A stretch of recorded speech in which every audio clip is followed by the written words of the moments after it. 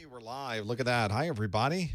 Welcome for joining us on the live stream. If you're watching this live, this is the Security Plus study group that will be starting in about 10 minutes. If you are not watching this live, you have the option to hang out with us in the pre-show or flip ahead 10 minutes or so, and you will be able to join us there. Let's see if I can get my headphones on. Hardest part of my day, untangling my headphones. You would think it'd be easier than this. I guess if that's the hardest part of my day, we're doing all right, aren't we? Aren't we doing okay? Okay. You would think after all of this time that I would have figured this out. But no, it does not work that way. I do not have this figured out. There we go. Fantastic. You know what I haven't done is start the recording. You're seeing things that are not recorded. Let's record it right now from my media player. Oh, my HyperDeck's right there. Got the wrong thing clicked. Let's click record there. Let's click record there. And we're recording. You know what I haven't done? Normally you don't get to hear me do the podcast intro. I haven't done the podcast intro. So you'll get to enjoy that as well. Let's look and see what's going on. Hey, chat room. Thanks for joining us. San Diego's here. Pennsylvania checking in. We got South America, D.C. I was just running through the streets of D.C. last night on the Division II, although it's not quite the same as it is now. It's a little different. What was I doing? Podcast. Knoxville's in the house. We've got plenty to do today. It's Security Plus. I don't know if I mentioned that. I think I did. Security Plus today. We'll be starting at the top of the hour. I need to find, under the edit menu, under search this notebook, search for podcast. Find the podcast intro. There it is. Needs to be in front of me so it sounds better. This is Security Plus. This is May. What is today? 22nd. This has been my day all day. Is where am I? What am I doing? Is there a live stream today? Is there? Okay. I should probably plan on that. Here we go. We're going to record this so that people will be able to hear it later. That's how it works. That's how recordings work. Here we go. I'm James Messer, and you're listening to the Professor Messer Security Plus Study Group. This study group was recorded on May 22nd, 2019. If you'd like to watch a video replay, visit my website at professormesser.com. I'm James Messer, and you're listening to the Professor Messer Security Plus Study Group After Show. This after show was recorded on May 22nd, 2019. If you'd like to watch a video replay, visit my website at professormesser.com. I actually have in my notes here on May 26th, not 22nd. That kind of threw me off a little bit, but we persevered. We made it through. Let's move the mixer a little bit closer to us. There we go. So that I can have people call in. I should probably prep for that, shouldn't I? Let's get that up. We'll go to that in an hour. So our first hour will be Q&A. The second hour will be everything that's call-in, non-Q&A. I guess it's Q&A, but it's a call-in Q&A. It's an open phone line Q&A. It's a little different. There is... For those of you watching on the YouTube, there is not a chat there. And yet I'm talking about a chat that we're communicating with people right now. The chat that's on my website can be found at professormesser.com/live. So if you're on YouTube and you'd like to participate in the live chat, you'll need to go over to the website where the live chat is. Let's check a few things. I need to check. Now my headset is having a problem. It's those connectors, you know, that 1/8 inch to 1/4 inch connector. It never quite fits the way you want it to fit. Well, it's never quite fit the way I want it to fit. Let's go to the presentation and then we'll do a quick check. And I clicked the wrong thing. We'll close that out. Nope, don't sign in. Don't do that. Quit, yes. Okay, let's do a quick camera check. All right, that camera is in focus and appears to be lit properly. This camera is good.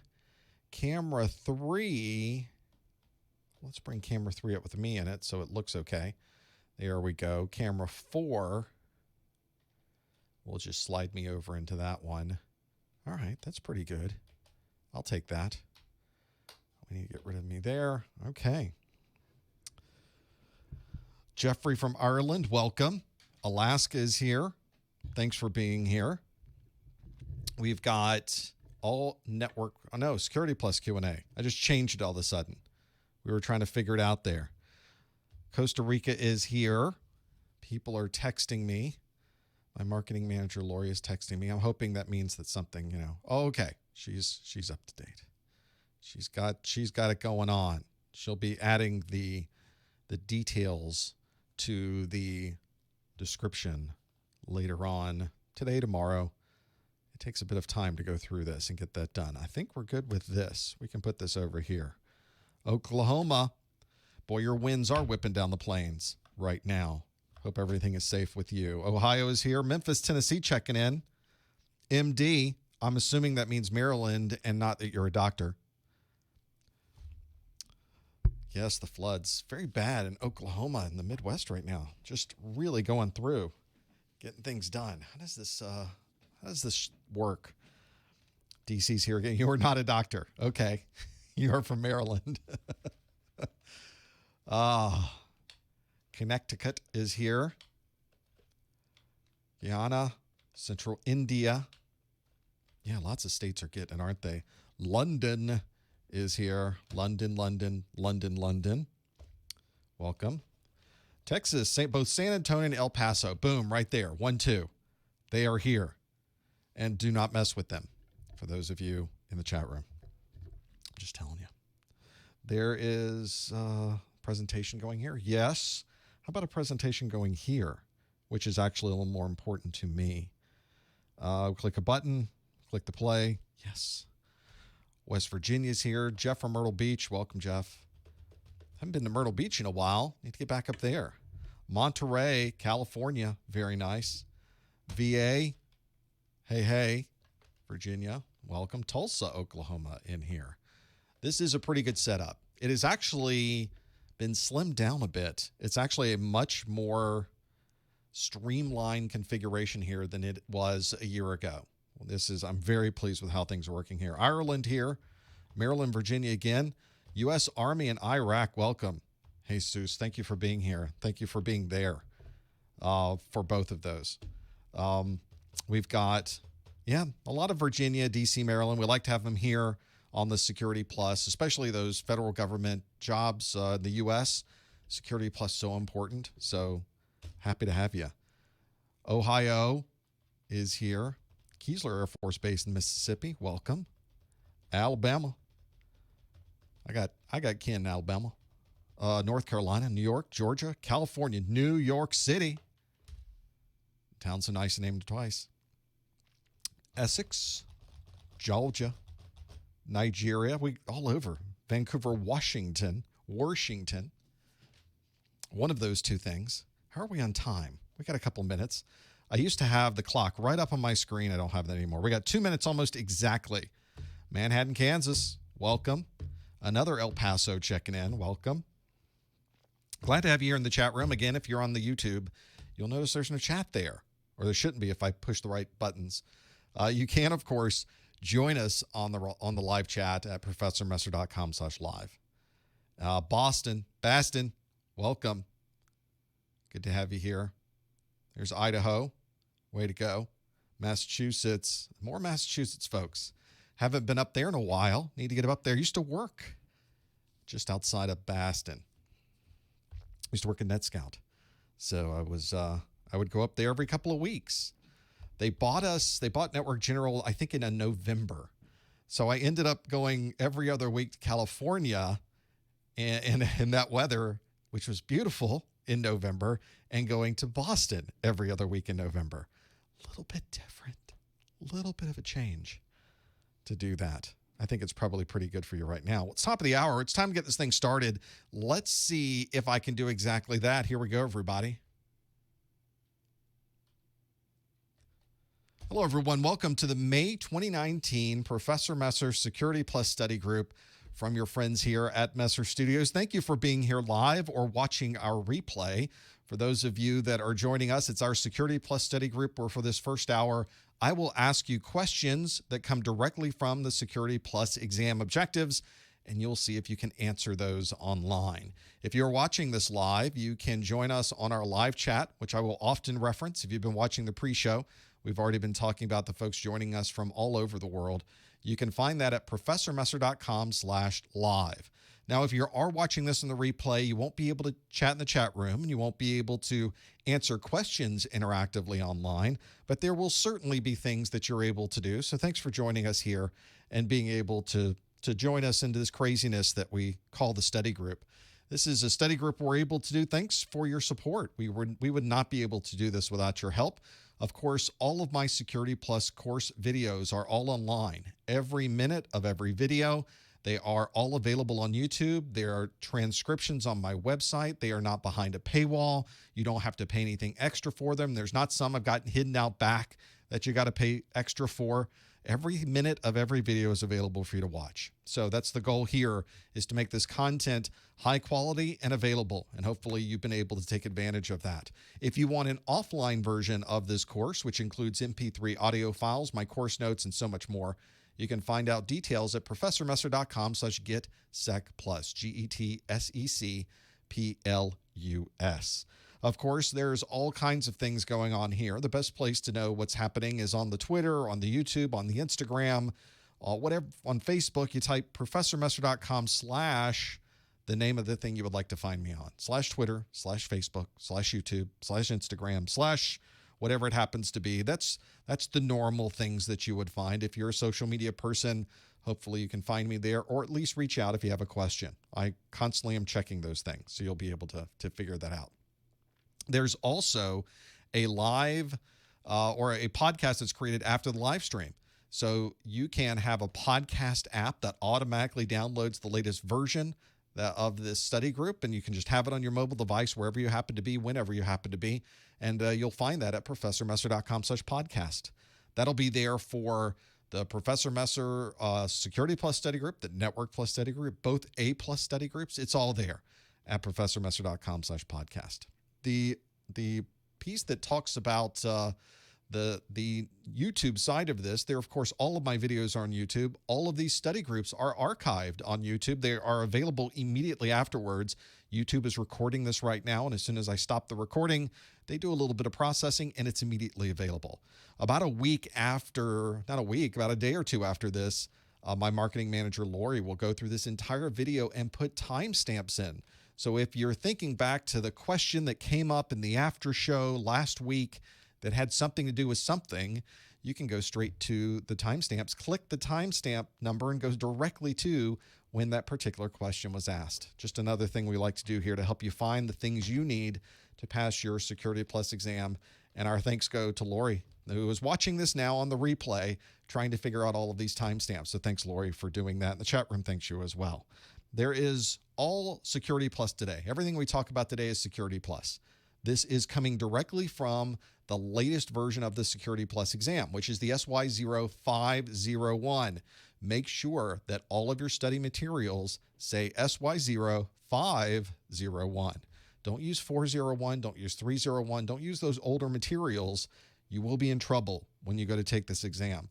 The 501 has a lot of new information on it from the older versions of the Security Plus. To pass and earn your Security Plus certification, you take one single exam. That's kind of nice. It's a 90-minute exam. You get a maximum of 90 questions. You might get fewer than 90 questions. You probably will. It's a range of scoring between 100 and 900, and you have to get a 750. Yeah, I don't get it either, but there it is. There's no way to really know how much each question is worth. We think the questions are worth different on a number of points, so there's no way to figure this out.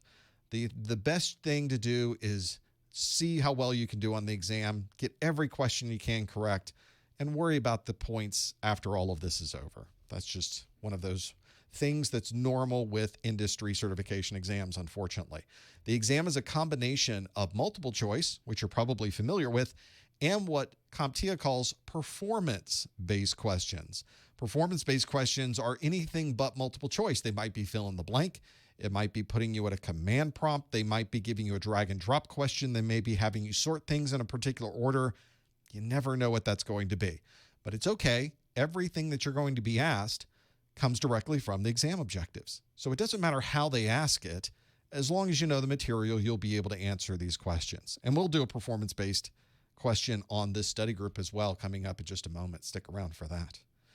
Well, today you're able to answer in real time. If you're watching this live, you can go to professormesser.com/QA, just pop open a new browser window, and you can answer questions. You can also download the Socrative student app.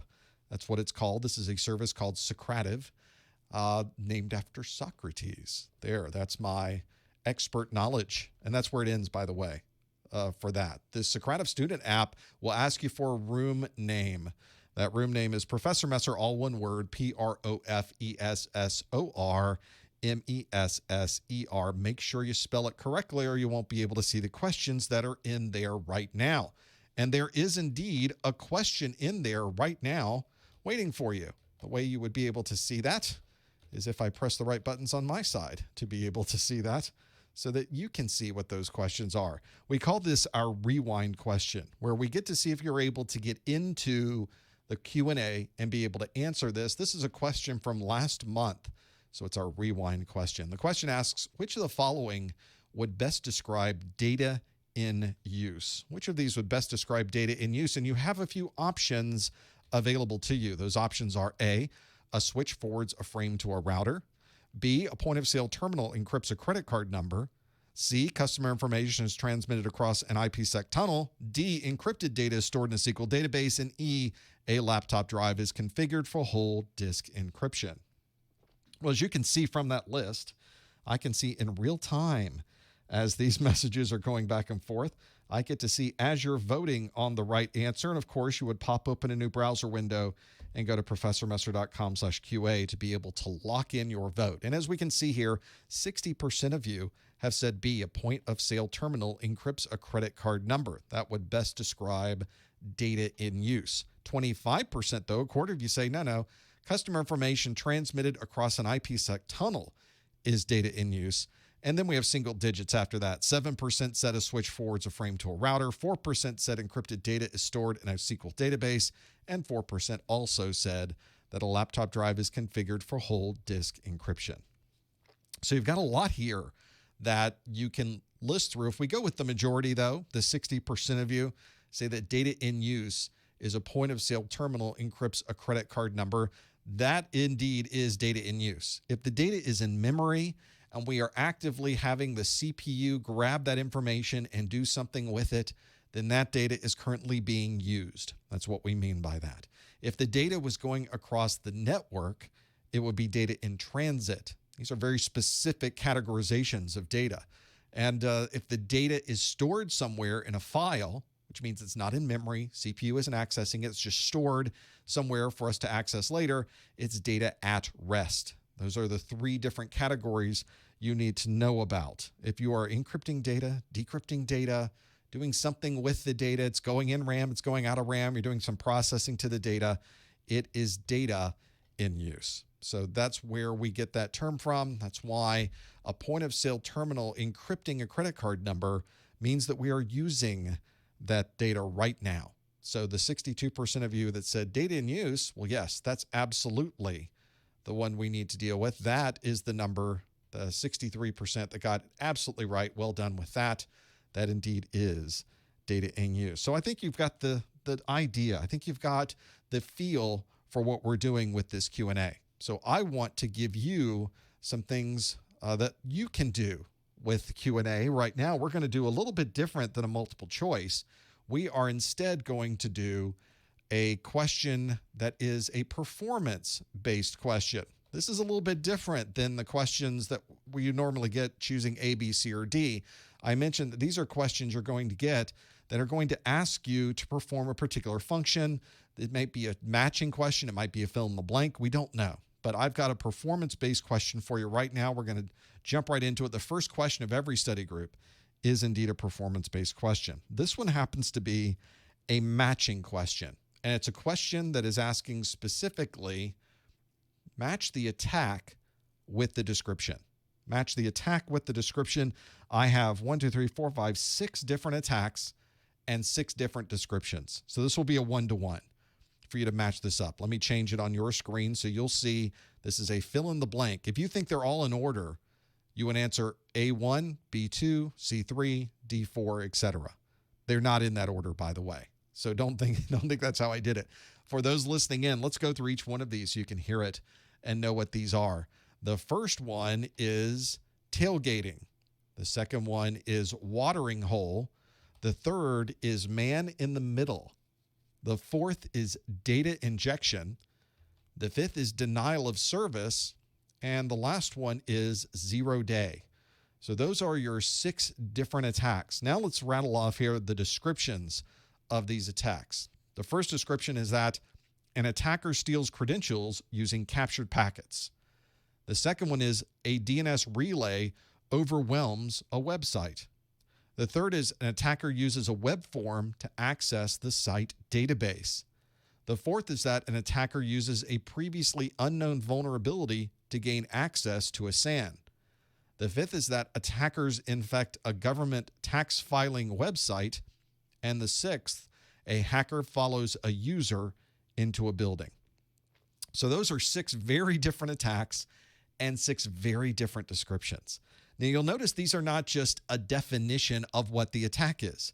This is a very common theme that you will find on the CompTIA exams. You will very rarely get what I call a trivia question, which is you have a question that asks, what is the definition?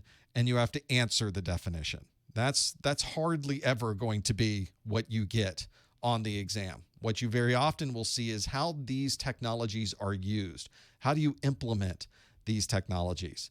You would never get a question that says, we'll use SAN as an example. What does SAN stand for? Not a question you're going to get. A lot of people spend a lot of time learning the acronyms, and it's important to know what the acronyms mean, but it's more important to know how is that particular technology used. And this is a very good question that tests how these technologies are used. A lot of you are putting in the answers now. You won't be able to Google this one very easily because I write all of these questions for every month's study group. They're all brand new questions. Nobody's ever seen these before. They're all just out of my head, stuck on the screen, and you won't find this exact question anywhere. There might be variations of it. I will sometimes write a question and then go back in my archives and realize, oh, I wrote this exact same question 4 years ago. Sometimes that happens. This could happen more and more as time goes on. We'll have to see how that goes with this. So hopefully we're able to go through all 6 of those real quick for the folks listening in on the podcast. Let's go through them real quick, and then we'll look at the answers. We have tailgating, watering hole, man in the middle, data injection, denial of service, and 0 day. And the descriptions are attacker steals credentials using captured packets, a DNS relay overwhelms a website, attacker uses a web form to access the site database, attacker uses a previously unknown vulnerability to gain access to a SAN, attackers infect a government tax filing website, and a hacker follows a user into the building. Let's see how we did with this one. Let's start with tailgating. Tailgating, of course, is when you're following somebody through a door who already has the proper credentials. So the challenge with tailgating is where you're trying to stop people from walking in the door. So if somebody's following you into the building, they are trying to get through an existing security piece, and that existing security, they're circumventing the lock on that door. So that would be number 6, hacker follows a user into the building. Let's look at B, which is the watering hole. Watering hole is that attackers infect a government tax filing website. Well, why would that be a watering hole attack? Well, that is almost exactly where you would find a watering hole attack. Instead of the attackers going to each individual tax filer, why would you try to attack every single one of those? There might be thousands or hundreds of thousands of people filing their taxes on a government website. I have to do that every quarter. I have to file my state taxes. And of course, every year I have to file my federal taxes. So my state taxes, I log in to a state website and I file the sales taxes for my state. So there must be hundreds of thousands of organizations, of companies doing this. So the watering hole attack, instead of them attacking me, they attack the website. And they put their code on the website to then get downloaded to me. So I log in normally to my tax payment website, and suddenly I'm infected. That's a very good example of a watering hole. I go to the watering hole, they've already infected the water. So that's a good example of how you can circumvent the security at all these other companies. Simply go to a place they're all going to show up at, and that's how you'd infect them. The third one is man in the middle. And a man in the middle is an attacker steals credentials using captured packets. That's usually a very common man in the middle. The process of getting into the middle of the conversation is very complex. Once you're there, it's very easy to watch the data go back and forth, and capturing those packets is a very common way to do it. The next on our list is data injection. And a good example of data injection would be a SQL injection, where someone is using a front end of a website and they are circumventing the security on the website to talk directly to the SQL database. That's a very good way to do it. The SQL database injection is an extremely common data injection vulnerability. It's one that the exploits are many and varied. So if somebody is accessing a database without having to log in, they don't have to provide credentials, they probably shouldn't have access to this data, and yet they're able to do it using this data injection. The last one, or the next to last one, is denial of service. And denial of service is where we are making a device no longer available. We are denying someone from getting that service provided to them. And if we use DNS relay or DNS amplification to overwhelm a website, that's a very good way to bring down someone's server. Not a very good way. That's probably a bad way to describe that. It's not a good way to bring down somebody's server, and you shouldn't do it. But if you were a hacker, you would be very happy with that. And the last one, 0-day. A 0-day attack is a vulnerability that has been previously unknown by anyone, and suddenly it appears and people are able to take over some of these things that are happening on your machine because they know what the vulnerabilities are and nobody else does. 0-day attacks are especially troublesome because we don't have a patch for them. We've never seen these before. Suddenly we find that there's a vulnerability, and now everybody has to scramble to be able to create a patch or some type of mitigation that would prevent somebody from taking advantage or exploiting that vulnerability. So there are your final answers. Tailgating is a hacker following a user into a building. The watering hole attack is attackers infect a government tax filing website. The man in the middle is attacker stealing credentials using captured packets. The data injection is attacker using a web form to access the site database. A denial of service would be a DNS relay overwhelming a website. And 0-day is an attacker using a previously unknown vulnerability to gain access to a SAN. So there are the 6 different matches. This could be a question you might get on the exam. These are the things you need to know. And these are only some of the attack types you need to know. There are probably 12 or so that you need to be aware of on the exam. Make sure you look at the exam objectives. Make sure you watch the videos. Make sure you're familiar with these types of attacks. So this is something that is going to be very important for the exam. It's in the first section of the exam. In fact, section 1.2 of my videos, the video attack types, is where you would find some of these. Entire section, rather, called attack types is where all of them are. So you'd be able to have those there. Hopefully, you did pretty well with that. Let's move on to some multiple choice questions and see how well you do with that. As you're probably aware, the first few questions you get on the exam will be these performance-based questions. So don't be thrown by that when you walk into the exam and suddenly you're 3 or 4 questions into it and they're not simple A, B, C, and D questions. You're having to do a lot more than you thought. Don't worry. There's only a handful of those. You'll be past them in a moment and you can get to the multiple choice. I skip over them whenever I take these exams. I can't handle it first thing. I skip right to the multiple choice, go through multiple choice, and then come back, which is something you can do on the CompTIA exams. Let's do another multiple choice. Let's do a multiple choice, our first multiple choice question of the day. Here we go. Which of the following would be a disadvantage to using PAP during authentication? Which of the following would be a disadvantage to using PAP during authentication? Would it be the password hash is easy to brute force? Is it that the credentials are passed in the clear? Is it that it only operates over dial-up lines? Is it that the passwords are stored as a salted hash? Or is it that it must be used with the third-party trust? Those are the possible answers. If you think you know the answer, Go to professormesser.com/QA to answer this question. Please don't put answers or hints into the chat room if you're watching this live. So the question again, which of the following would be a disadvantage to using PAP during authentication? Would it be the password hash is easy to brute force? Is it that the credentials are passed in the clear? Is it that it only operates over dial-up lines? Is it that the passwords are stored as a salted hash? Or is it that they must be used with a third-party trust? You think you know the answer. Go to professormesser.com and you can answer those questions all in that QA. One of the problems you're going to run into on the exam is they do ask you things in an abbreviation, and they simply expect that you're going to know what that abbreviation means.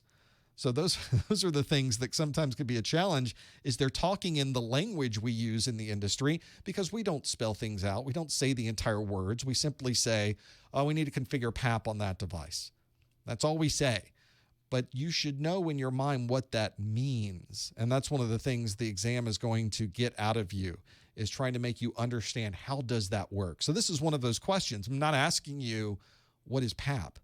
What is the abbreviation PAP stand for? Nope, not going to ask you. And the exam's not going to ask you that either.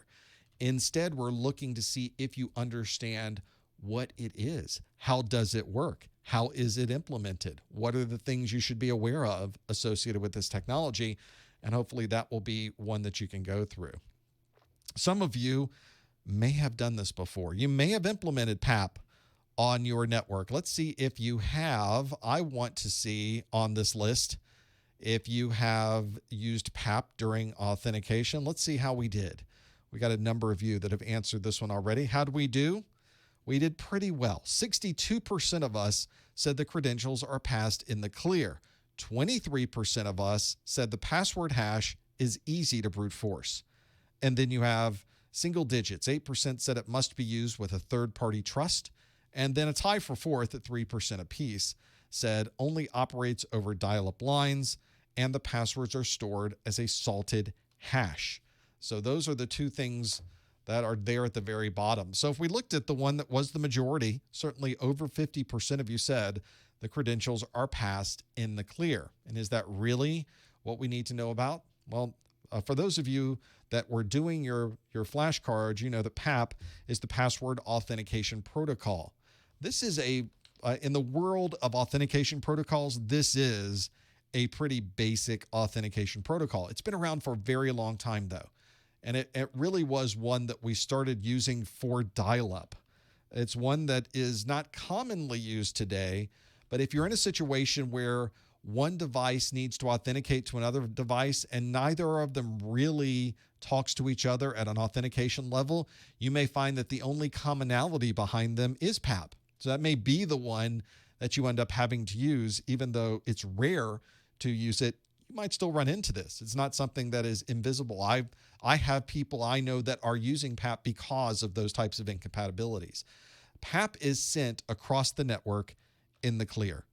It is one that just sends the data with no encryption. There's no encryption methodology. There's no way to employ encryption on this. There's nothing here that can help us. That's because we created this for dial-up lines. There was nobody on the line. There was one person at one end of the phone line and one person at the other end of the phone line. So you didn't have to worry so much about security. We didn't have to think there was somebody on the line tapping the signal and figuring out the digital signals coming through and determining what the password was, because that, at the time, not something that was as big of a concern. Obviously, these days, we have come light years beyond PAP. We have authentication protocols today that are remarkably secure, and of course, we're using them for almost everything we do. But you will still see PAP being used. So if it's in the clear and somebody's still using PAP, is that a security issue? Well, not necessarily. Obviously, some of that information is going to be in the clear. Someone might see your username. But most of the devices that are using PAP these days will send the password over the network as an encrypted hash. Well, not an encrypted hash, but as a hash, so that they will be able to do this and have that capability there. This is one where at least you won't see the password, but you will see the hash. And hopefully it is a salted hash. So yes, it's still used out there. You'll still use it. And so those of you that did answer the B question, that is the one that is indeed the correct answer where the credentials are passed in the clear. That is PAP. That is exactly. So people in the chat room saying, yeah, that seems like a legacy authentication. It seems that way because it is a legacy authentication. Absolutely.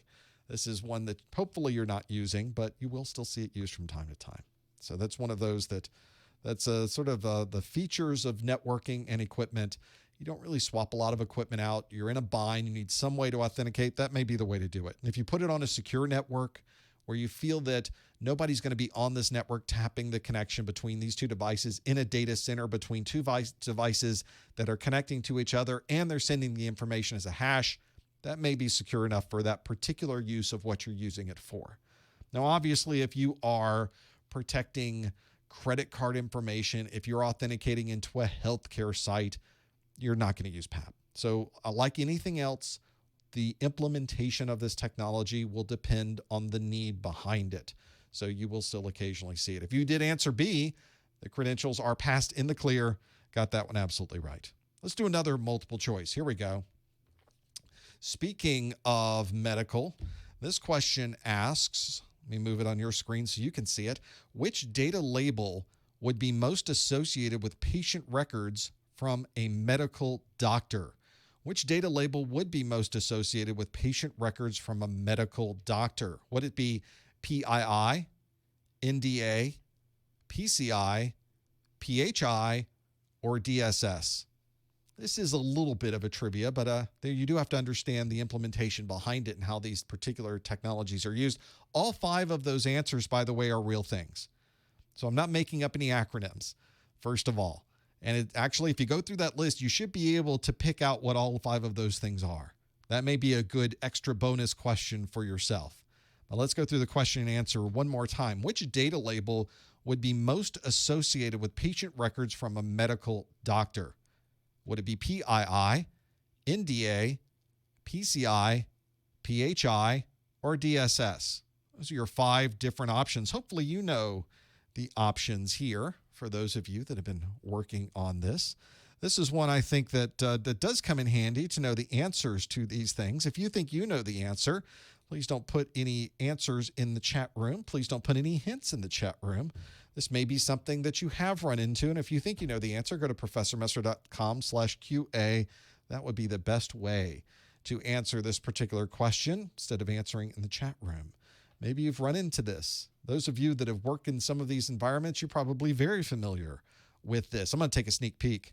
I get to see the answers coming in before you get to see the answers coming in. My goal with these, by the way, is to get half of you getting these questions right, which I guess is really half of us getting these questions wrong. So that may be the challenge that you run into, is that you don't want to get everybody answering 100%. So I try to make them a nice balance. We'll figure out if you happen to know what the balance is of those. Let's see how we did. The question asks which data label would be most associated with patient records from a medical doctor, and 60% of us said it's PHI. But 31% of us, almost a third, say it's PII. And then it goes all the way down to single digits after that. 5% said NDA, 3% said PCI, and 2% said DSS.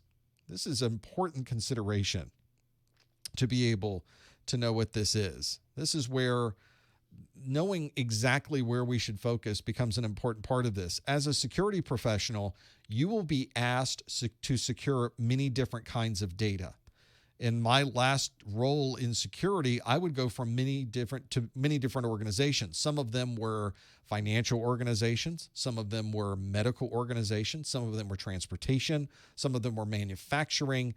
All of those different organizations had different needs for their data, and they had different requirements for keeping their data safe. So you run into questions where you need to understand what some of these abbreviations are. For example, we're going to look at the 2 most popular ones we get on this answer, is that 30% of you said PII.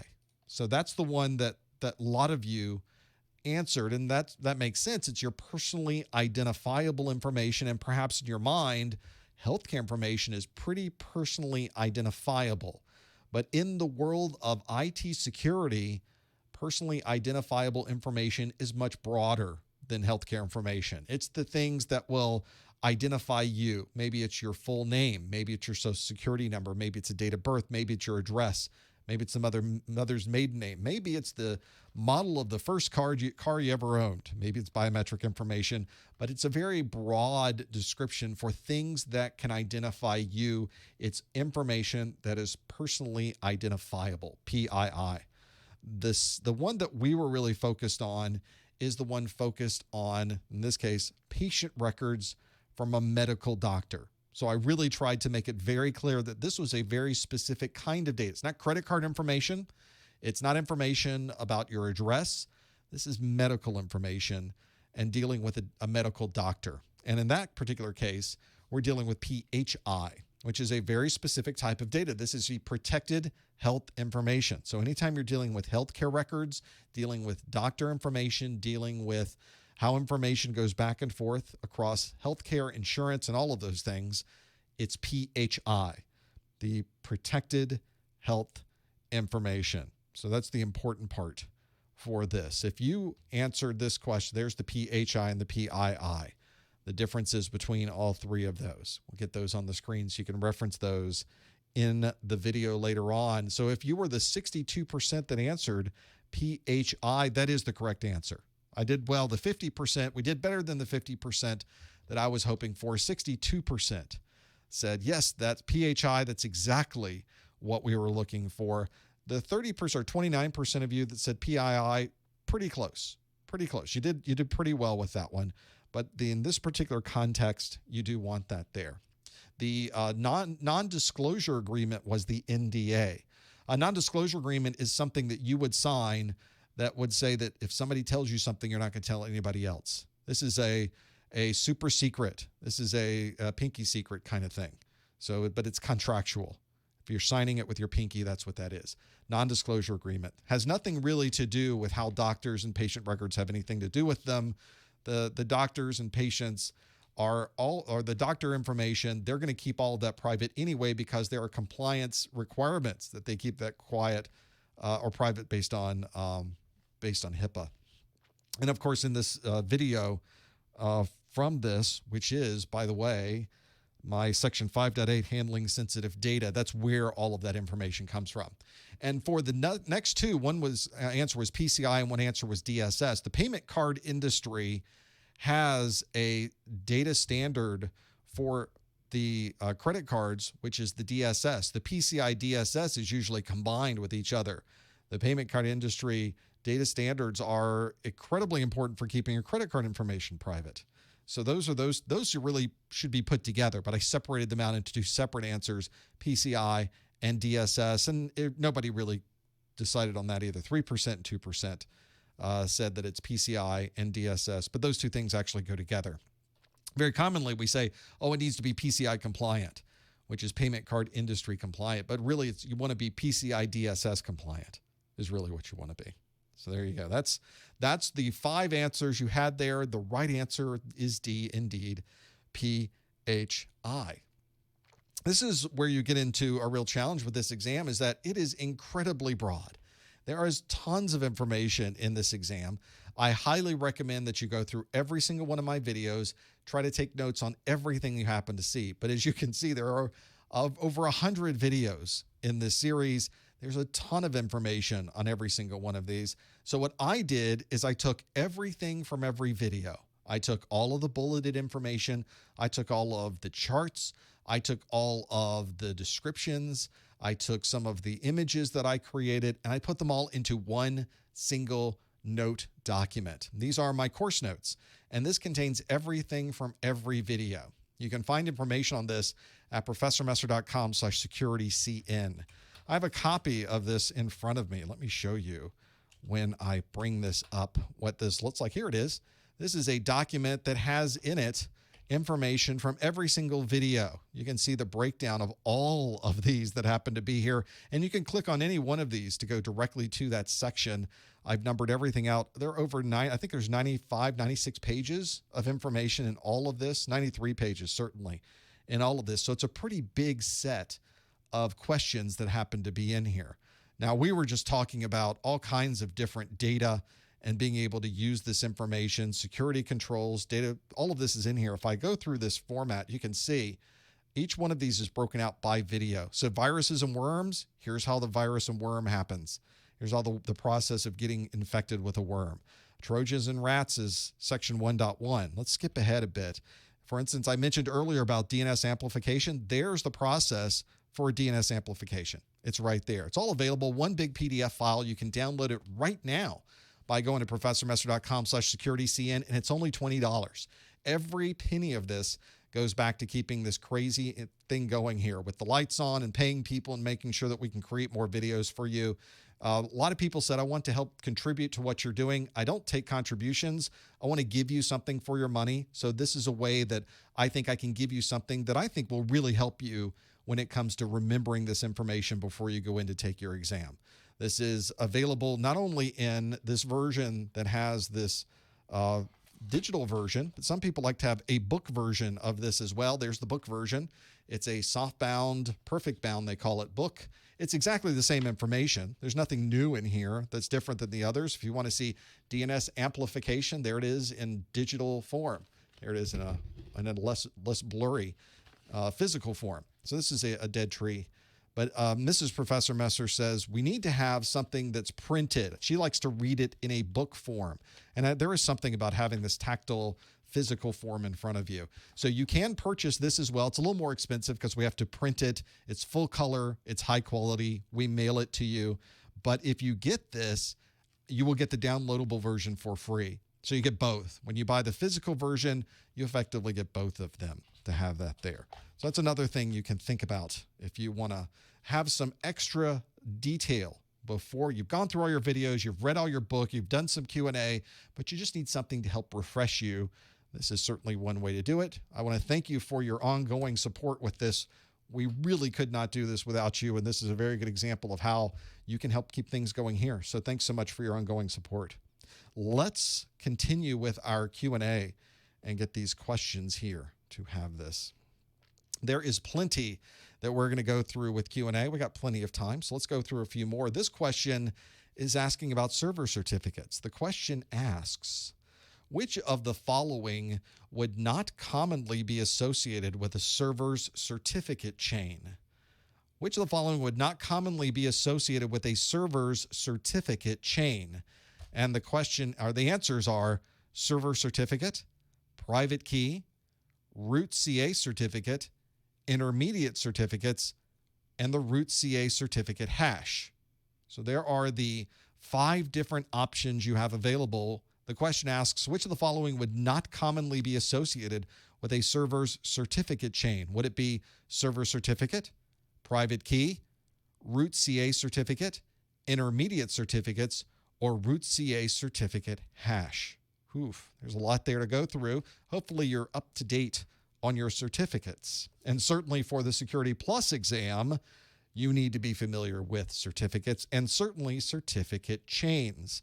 These are things you will definitely run into as you're doing more with security in your environment. If you think you know the answers, go to professormesser.com/QA right there at the bottom. That's where you want to answer that. Please don't put your answers in the chat room. No hints in the chat room, please. You will be able to certainly do that. Be able to get through all of those and know what the different options are for understanding what is and what is not involved with the server's certificate chain. I'm going to take a sneak peek and see how you guys are doing with this one. If you're working on web servers, you're doing anything with the administration of web servers and other types of servers, but primarily you see this with web servers, you do have to deal with these server certificates. It is an incredibly important part of IT security, is dealing with this type of encryption and these certificates. These can be extremely important, not just certificates that are on a web server. Often we use certificates to identify other devices. So you might have a certificate on a different certificate for every single device in your environment. It absolutely happens to have that there. So that may be something to think about. Chat room, some folks are talking about the course notes and if they are ever updated. CompTIA doesn't tend to update their exam objectives, but if they ever do, my videos would be updated and my course notes would be updated. And if you own the course notes, you can download a new digital version at any time. But they don't change that often, fortunately. CompTIA introduces new updates. Well, they don't introduce new updates to an existing set of exam objectives. Usually every 3 years, there's a new set of exam objectives, brand new, which is different. But as for the version that we're on right now, the SY0501, those exam objectives have not changed since release, so you're in good shape there, thankfully. And they generally don't do that. Let's see how you did with this answer. Let's see how we do. And we didn't quite get a majority. We got close to it. 49% of you say private key. That's close enough to 50, right? We can go with that. But is that the right answer? Because 23% of you said intermediate certificates. And then 19% of you said root CA certificate hash. And then we got a tie for fourth at 4% apiece between server certificate and root CA certificate. This is an important part of understanding the trust of a certificate. So a certificate is something we might put on a web. Let's use a web server as this particular example. We have a web server. We want people that connect to this web server to be able to trust that they are connecting to the right web server. And we want them to be able to download the information they need to be able to set up an encrypted channel between their device and the web server. So we need to put some type of certificate on the web server. This certificate is going to have not just the cert, which is effectively the private key, the public and private key of this, but the private key is the one that we use on our side of it. And the public key obviously is what's made available to the public, but it also has something called a chain of trust. This is called certificate chaining, so that people who connect to this server can see, here's the certificate, but how do I trust that certificate? How do I really know that certificate is valid? Let's go through the entire chain of who signed this certificate so that we understand how much we can trust this cert. This is all done in the browser. You don't, as an end user, ever do this, but your browser does this. So it will go through a list of this chain, starting with the SSL certificate that's on the web server itself, and it will end finally with the root CA, which is probably a large certificate provider. The root CAs and some of the intermediate CAs are listed. Those keys are already in your browser. So your browser knows what should be trusted.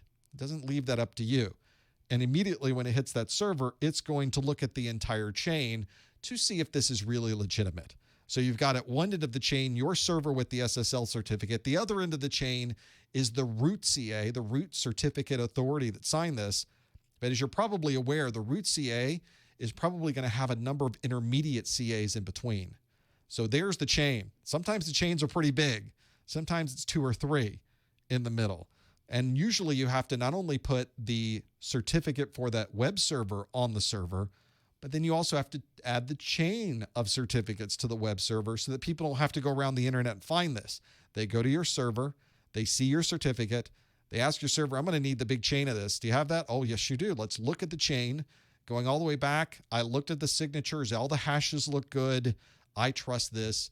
We now can go back to the certificate authority. Oh, indeed, that certificate authority did sign this. Therefore, I trust this particular certificate. So this is one where the chain of certificates really is defined back to this certificate authority. That is the trust model that we're using here. It's not a circle of trust. It's not a web of trust, as we call it. It really isn't a circle of trust. But it's not the web of trust. This is a single authority, a certificate authority that we're going back to and trusting. This is the good and the bad about SSL and having encryption on web servers is that it all goes back to one entity that we have to trust. And as we've seen in the past, sometimes that one entity, the certificate authority, sometimes can be hacked and false certificates can be created, and we have to shut down an entire certificate authority. Fortunately, that doesn't happen a lot. Most CAs are very secure and very good at keeping your information private. But occasionally, that doesn't happen so good. So this is one where it's important that you absolutely need to understand the certificate process. Maybe spin up your own web server.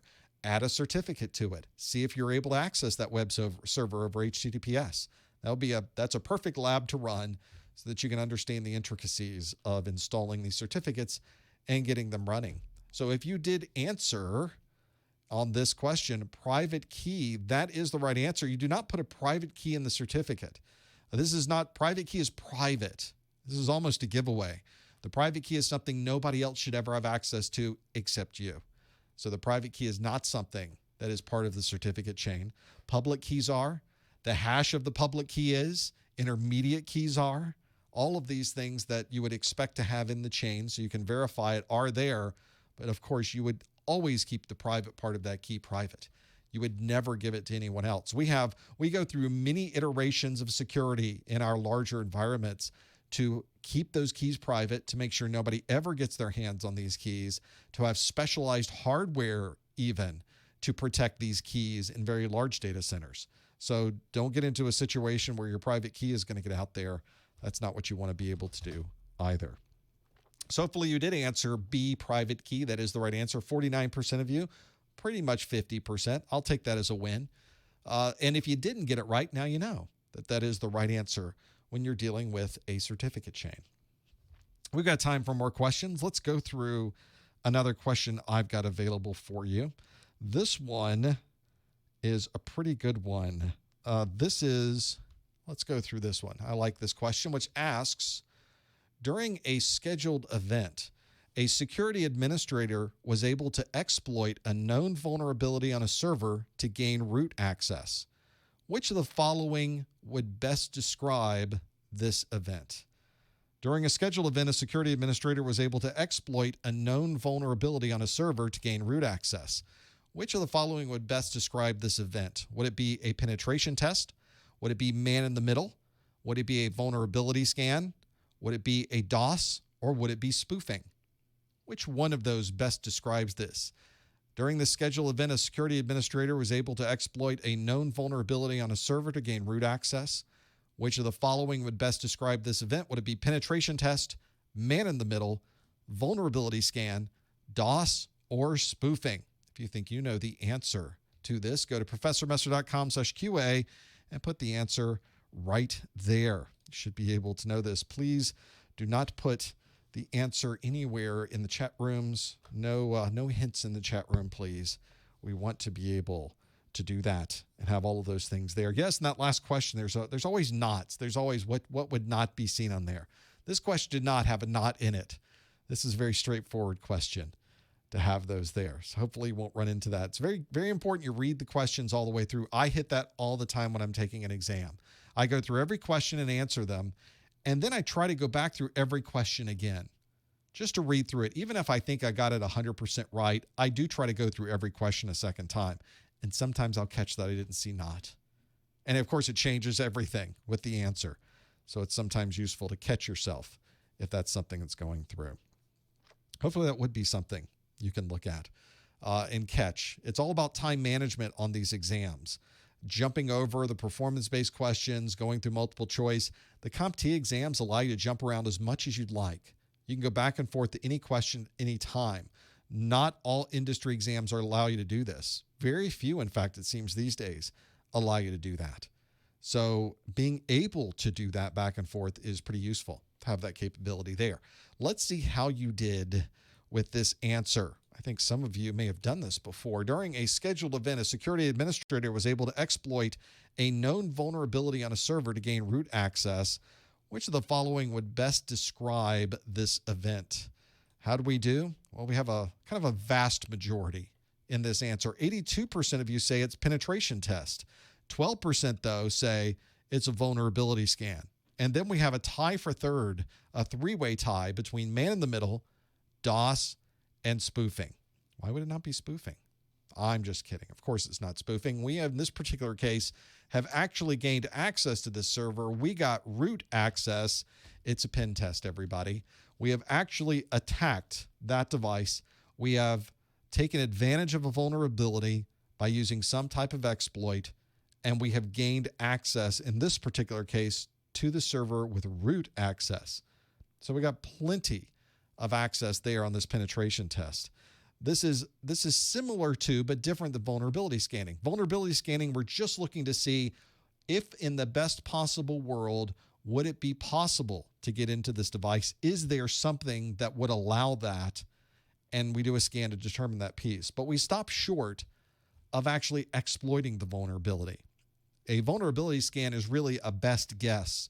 The only way to know if you're really going to be able to get into that device, is you have to try it. Let's see if we can exploit it. And normally this is done if you're doing this as a white hat, if you're doing this as somebody who's allowed to perform this function, then it's usually something that is planned.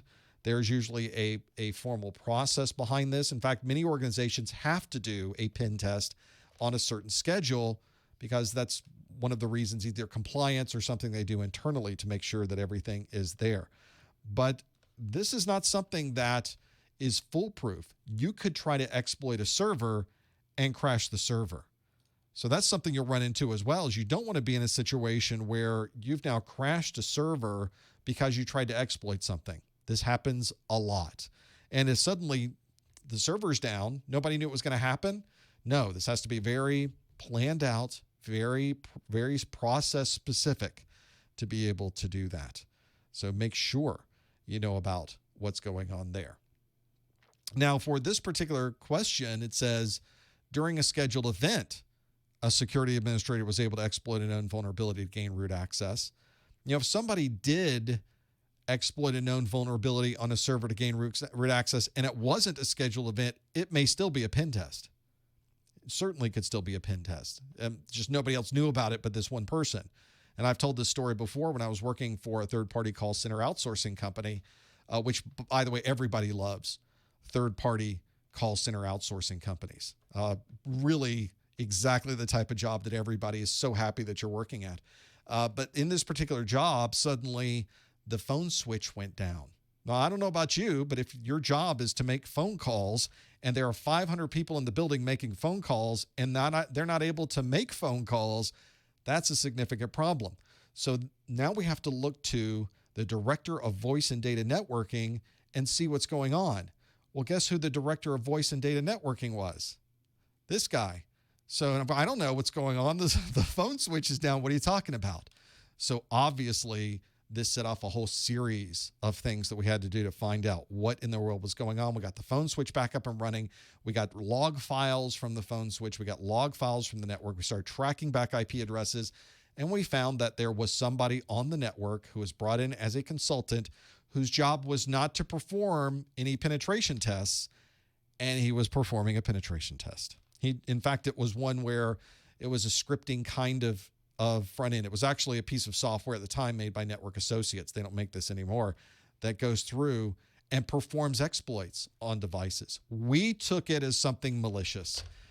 Took the guy in a room, asked him some questions, made sure we were comfortable with perhaps he was just somebody who had no idea what he was doing. And indeed, it really did seem to be that way.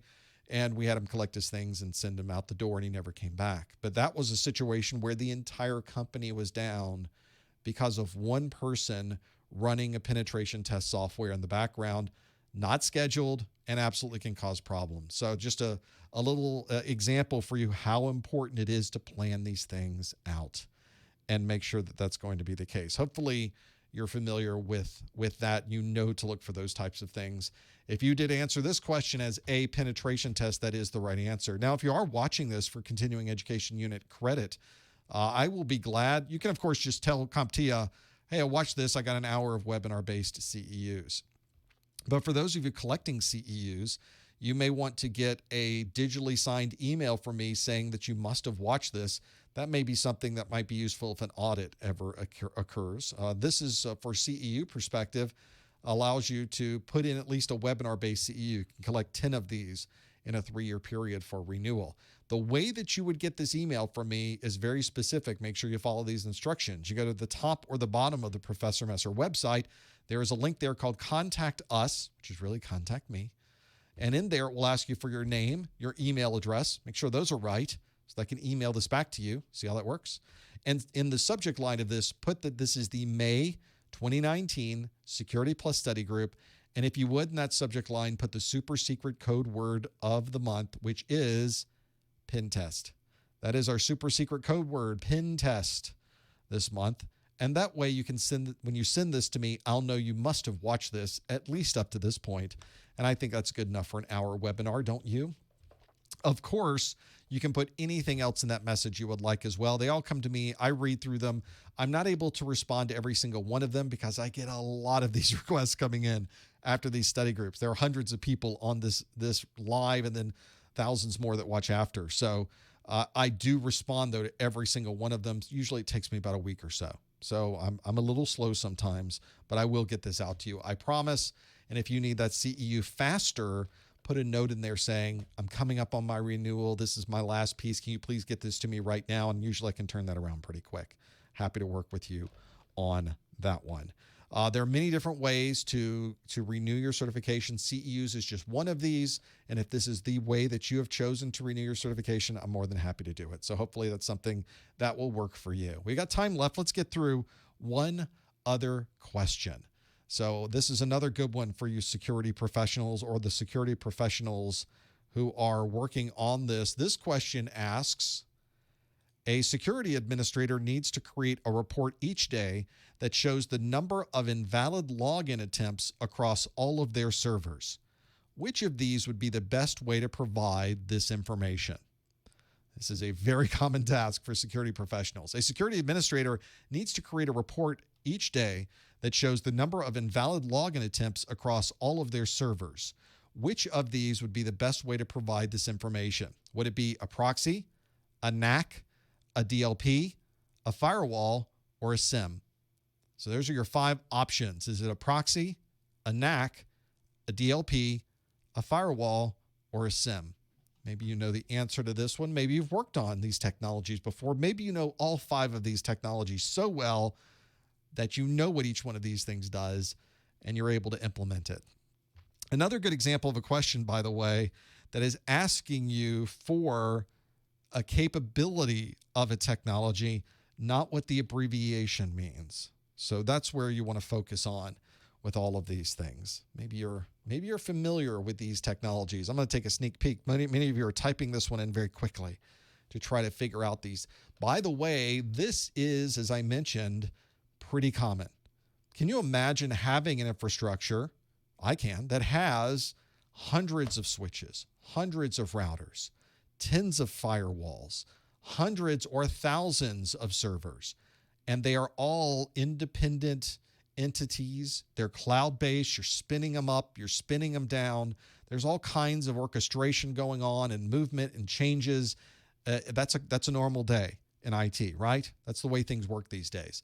Well, how can you possibly manage to get your arms around that from a security perspective? How do you keep all of that secure? So at the very least, this would be a nice thing to have, to know how many times did somebody try to log in and they got it wrong. Maybe you can start to see trends. Maybe you can start to see if your existing IPS is working or not. Those are things that can be really, really useful to have that there. So I think that would be the good way to do it, is to really think about how would you implement a technology like that, and that would be your answer in this particular question. That would be the one you would focus on. So a security administrator needs to create a report each day that shows the number of invalid login attempts across all of their servers. And in the chat room, people are already writing new reports. So does it show the time between failed login attempts? Is it from unique IP addresses? Is it from... Just read the question. Stick with the question. With any industry certification exam, not just CompTIA, just deal with what they stuck in the question. You'll do fine. The question is a world unto itself. There's nothing more or nothing less than what's in the question. If you think about it that way, you're fine. Which of these would be the best way to provide this information? Proxy, NAC, DLP, firewall, or SIM? Let's see how we did. 66% of us said SIM. 20% of us said NAC. 6% said firewall, and then a tie for fourth at 4% apiece, DLP and proxy. So which one of this is? 67% seems pretty strong, isn't it? Isn't that what we should probably go with? If we call a friend, we do a 50-50, is that really what's going to come up? Is a SIM? Probably is. A SIM is a security information and event management tool. It is primarily a massive database. It's a ton of hard drive space. And in that hard drive space, we are streaming logs to it. Logs from firewalls, logs from switches, logs from routers, logs from anything that has a log, we are sending to the SIM, ideally. Because what we can do is now first start getting real-time alerts of what's going on. suddenly something happens across multiple servers simultaneously. It can light things up and you can really see what's going on. But because you're storing these log files, we could start creating logs for an individual server. We could start aggregating this data across every server, and you can start to do more advanced reporting. So the folks in the chat room that wanted to know the time between failed login attempts, you could create different reports.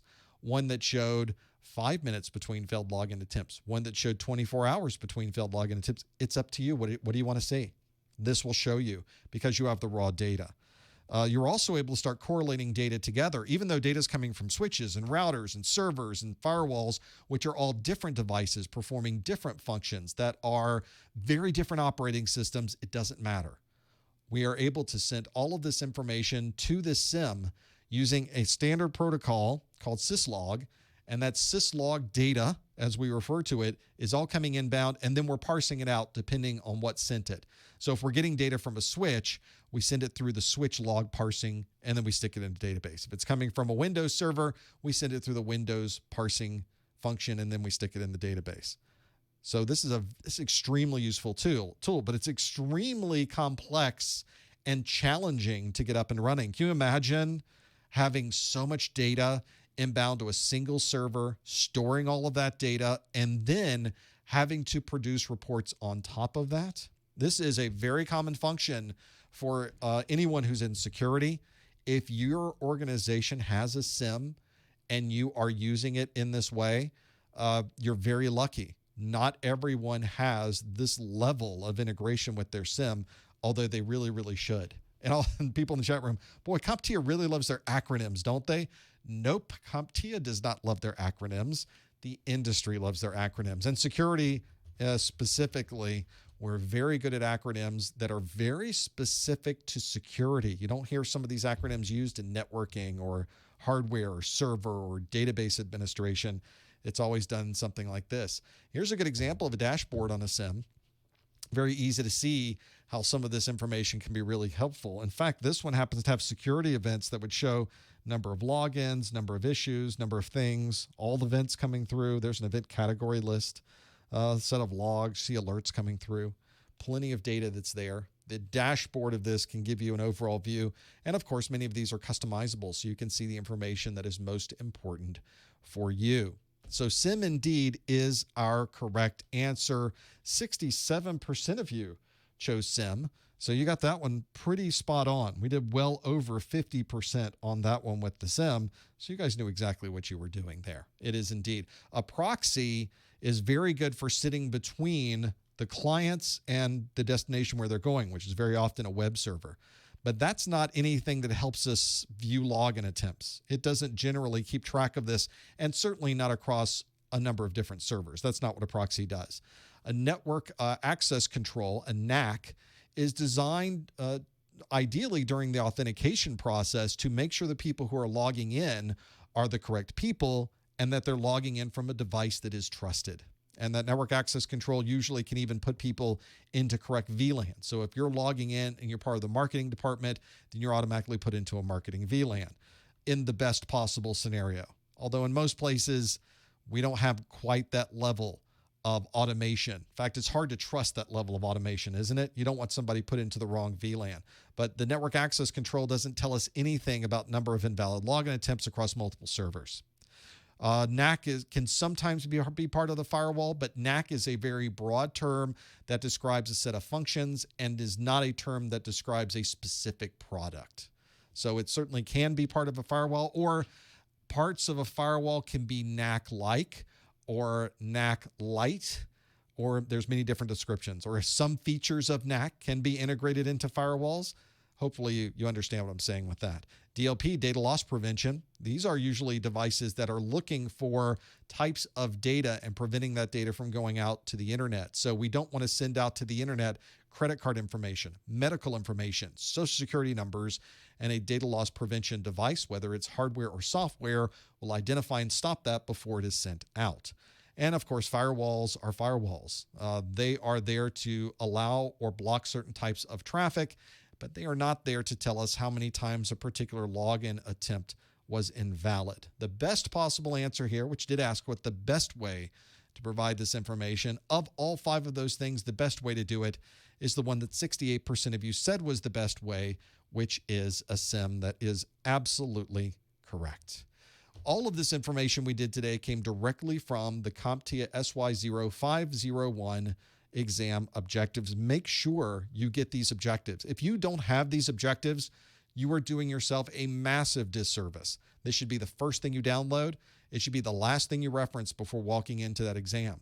You'll find it at the CompTIA exam objectives. You can go to professormesser.com/objectives. You can download it there, or just type into the Google machine CompTIA exam objectives. It will take you right to the page, and make sure you have these. Not everybody does this. Cisco doesn't make this information available in their exams.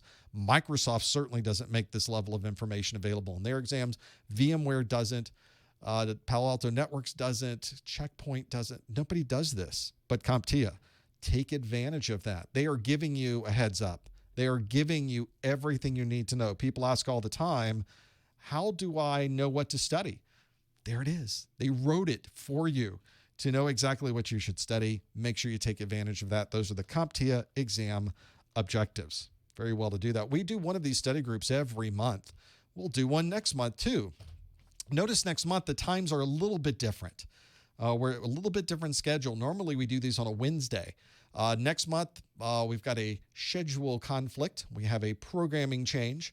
So instead we're doing A+ study groups on the 11th and 13th, and we're doing Network Plus on the 25th and Security Plus on the 27th.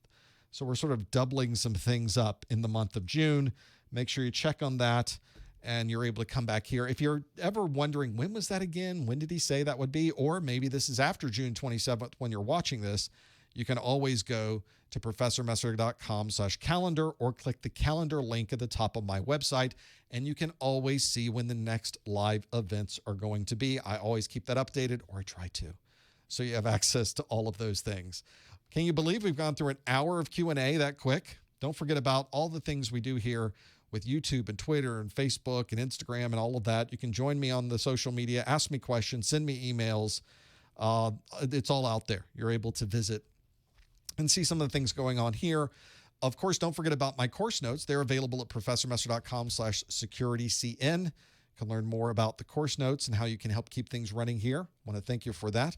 We've got plenty more to come, even though the formal Q&A is over, where I'm asking you questions. Now it's time for you to ask me questions. We'll go through the next hour, and I'll open up the phone lines. I'll take questions from the chat room, and it's open phone lines. So you can ask about anything, Security Plus, the industry, what your favorite Xbox game is, what I had for lunch. You can ask any of those things. It's all coming up next. Stick around. Thanks for joining us, though, for this first hour, and we'll see you next time on the Security Plus Study Group. Let's see if I can get the phone lines up and running so that you can call in. I have to click a few things on my side. Let's see if I'm able to do this. Let's see if I can click things.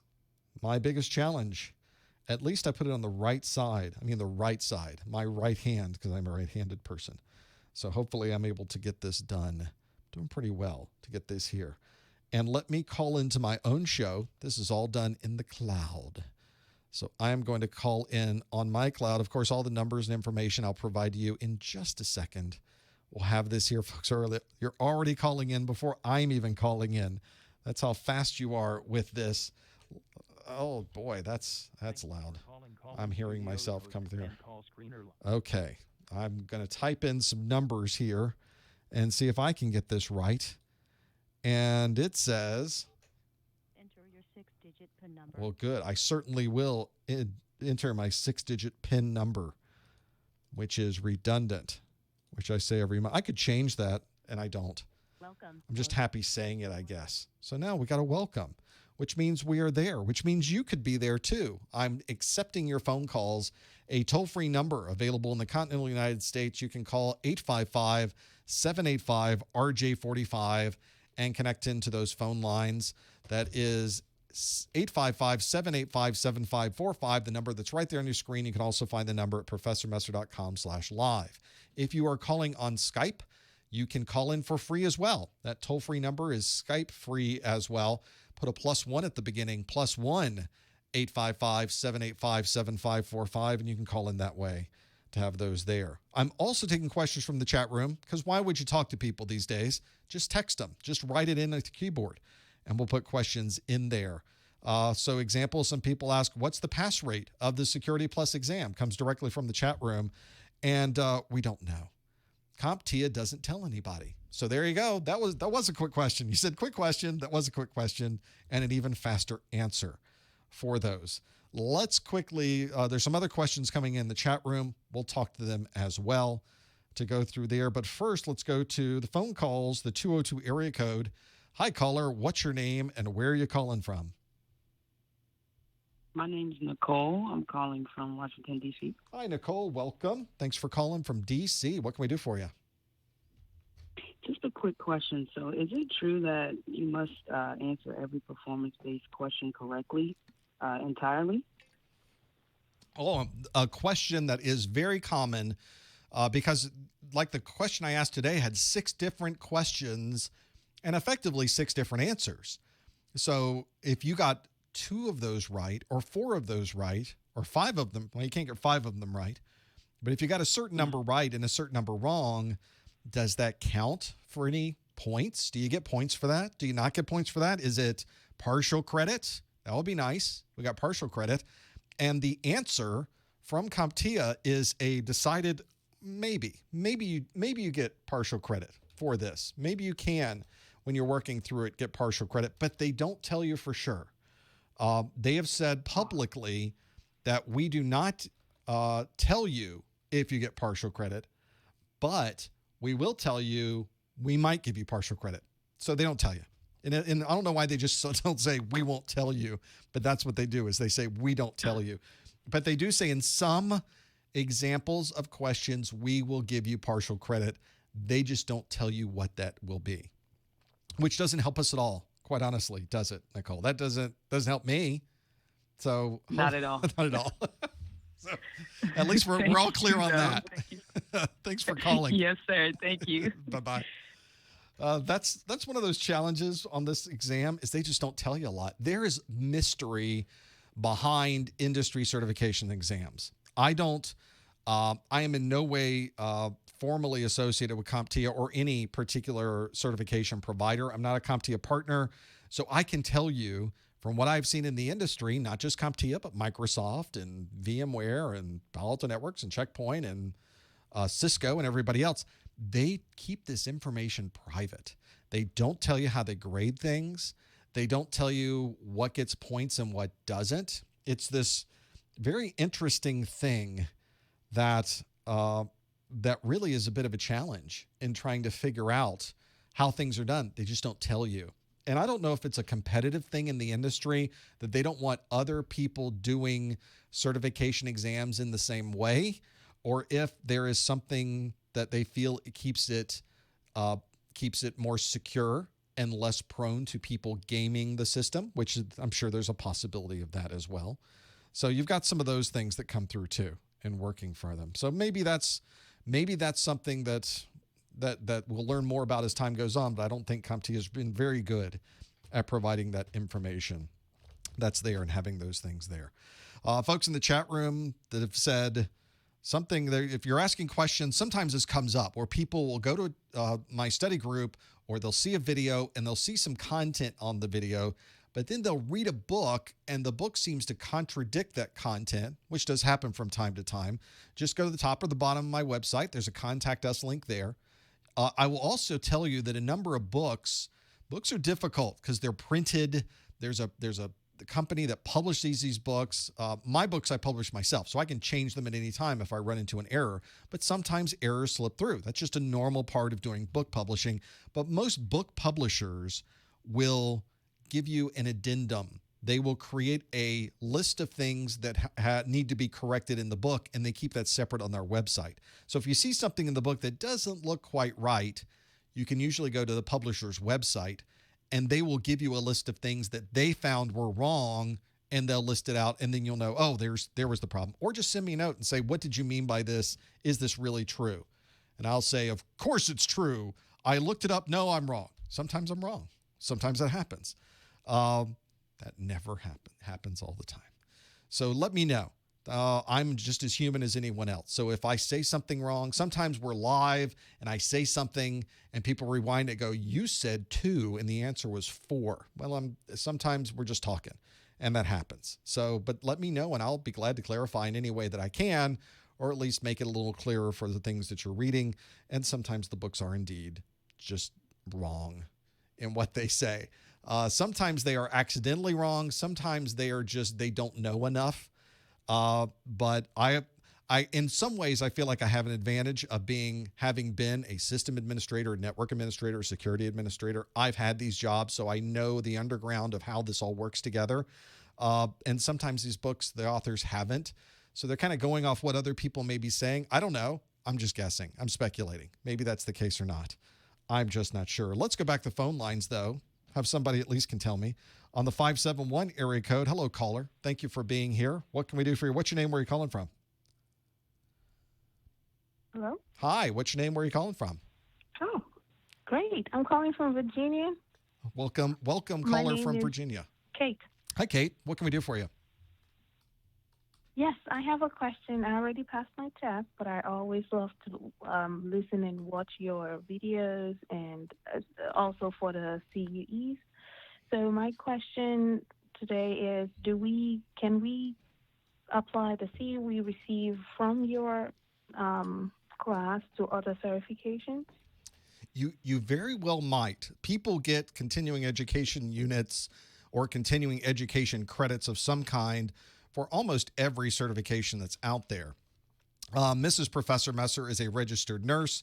She just went through her CEU process. She obviously couldn't use my content to renew her nursing license, thank goodness.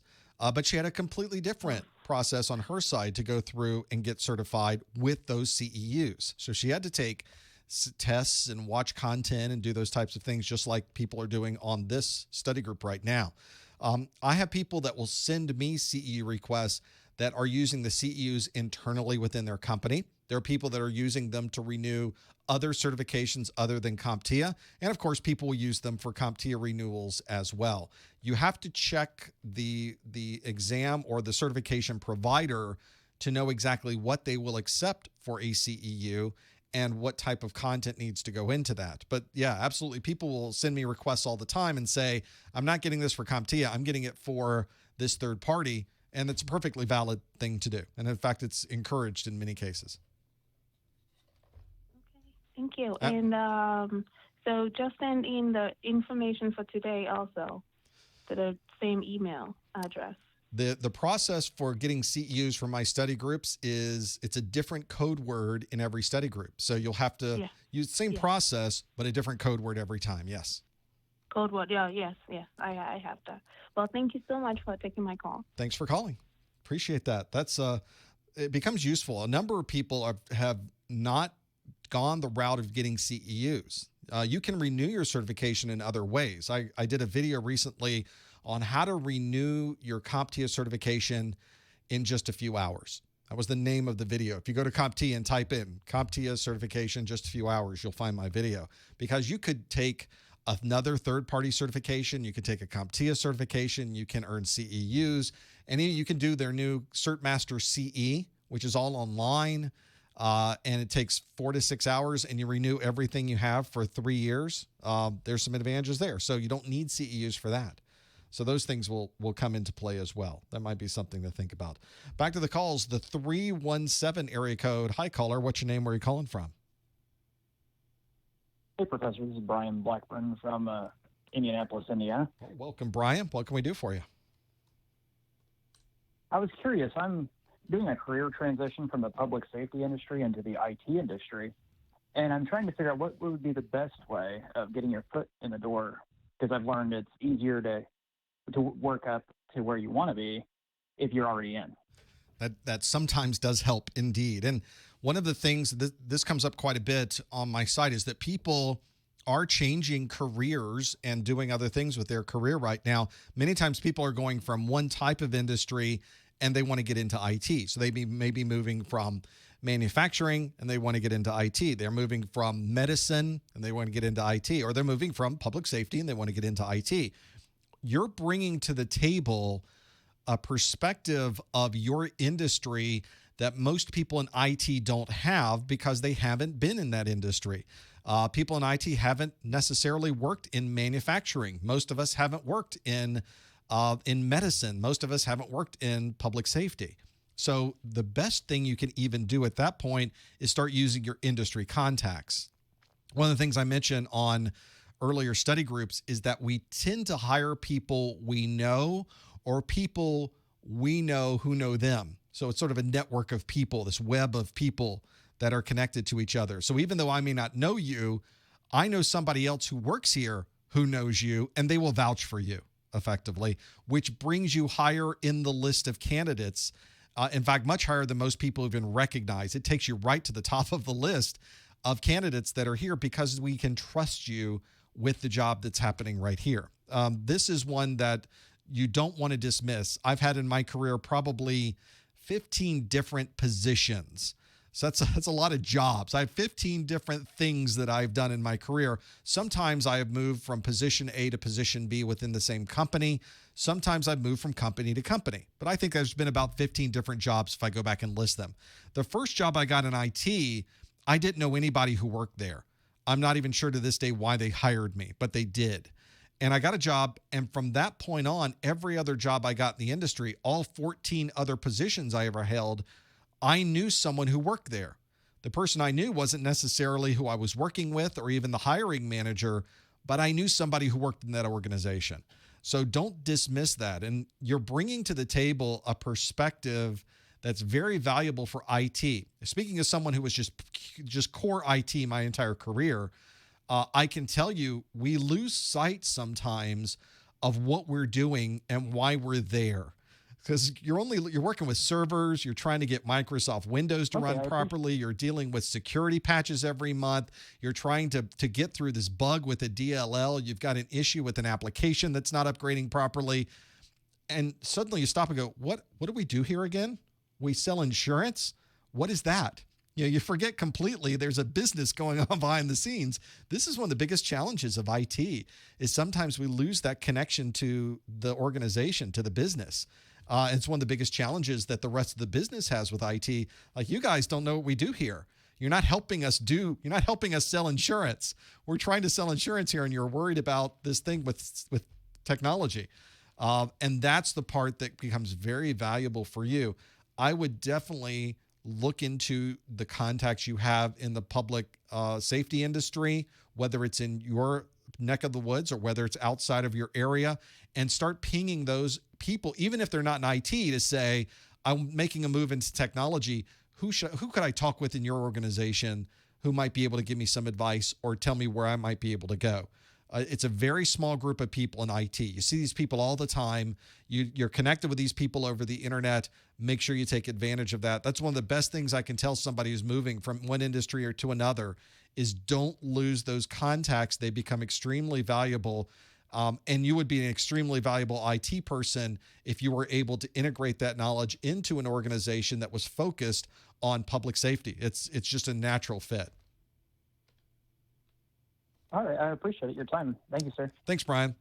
That's you don't want to miss that. And it could be something as simple as someone who is a truck driver who wants to get into IT. This is actually questions that I get on my website. There's plenty of transportation companies that would love to have a truck driver in IT because you understand all of the nuances of the legal part of it, the time tracking part of it, what's required for uptime, the reason you can't go into doing downtime of the network at that time. You understand it. You get it. You are better prepared to answer IT questions than some of the IT people because you now know how the business works. That's valuable stuff. Don't want to lose that. Let's go back to the phones. The 661. Thanks for holding for so long. Hi, caller. What's your name? Where are you calling from? Hi, Professor Messer. Can you hear me? I can. I am calling to ask you, really, what advice would you have for someone who is visually impaired and about to go into the IT career? I'm about to start an IT career, and yeah, what advice would you have for me? I have worked with a number of people in my career who have been visually impaired, their hearing's impaired, or they've had something that is a challenge when you get into dealing with technology and people. Fortunately, as you're probably completely aware, there are incredible technologies available to provide you with some type of extra vision, and it's all the computers that are doing this for you these days. Is your situation one where there is no vision at all, or do you have partial vision? I have no vision at all. Mainly I've been working a lot with Windows client and server. Great. Going into basically experimenting with that. The Windows server has a Microsoft Narrator built into it, which has been very good. A lot of the MMC snap-ins don't work for me, so I have to do a lot of PowerShell, a lot of command line, which is a whole lot of fun because it gives me functionality that a lot of people don't know about. But a real problem is when you're in the UEFI firmware of a computer and you have to, let's say, make some hardware changes. I can't do that. Right. So I have to talk somebody else through doing that. And yeah, I've just been going through your videos like crazy. It's been awesome. I just binged through all of your A+ 220-1001. Now I'm about to go through 220-1002 because I have exams next week. I'm taking Core 1 and Core 2 on consecutive days next week. A week later, Network Plus. A week later, Server Plus. And a week later, Security Plus. Whole lot of content coming up real quickly here. And studying has just been crazy. Well, everybody who's watching and on the phones are feeling pretty crappy right now because none of us are at the level of being able to take all of those exams at one time. That's a remarkable set of tasks you're going through. From an IT perspective, the only thing I can say is, are you able to recognize the shape of a hammer and can you wield it? Because that's really the best part of IT, is putting these servers back into commission and banging on them when they aren't doing what you want to do. One of the things the industry has done is worked very hard to make sure that you're able to work at a command. I would think a command line is one of the best places to be able to work because you don't have to worry about moving a mouse around, clicking on certain things on the screen. The screen readers these days have gotten extremely good. And there might be, I don't want to talk out of hand because I'm not in this part of the industry at all, and I'm very naive to any of the details. There has to be some type of federal assistance the government will give to an employer that would encourage them to hire you. As much as I don't think they should need the encouragement, that might be something that could help you during the hiring process. You're probably more aware of that than I am. The other thing is that everybody who's watching this should also consider this if you're in a position to put content on the internet, that the content on your website is structured in a way that makes it easy for these screen readers to be able to read through it. I completely changed the format of my video index pages on my website so that screen readers could properly go through each video one at a time and you could read through them properly. It's not hard to do. You can download these screen readers yourself. I think that would help everybody as well. And I think maybe some employers haven't thought about it either. This may be an opportunity for you to not only bring your knowledge of these operating systems to the table, but I think you might be able to have some of the companies you work for make their content more accessible. Who would know better than you? I think I'll do that. And about your videos, what's really helped me out is when you explain the stuff, you really go into the details, not just when you're visually doing it, but when you're doing it like verbally. So you're describing exactly what's going on. And that's helped me a lot, not only to learn it, but when I need to explain something to somebody else, I just ask myself, how would Professor Messer do it? That's how I can do it. And it's been really, really great. That is because I've had to sit in rooms of people. My previous job, really most of my career was spent as an outside systems engineer, usually pre-sales.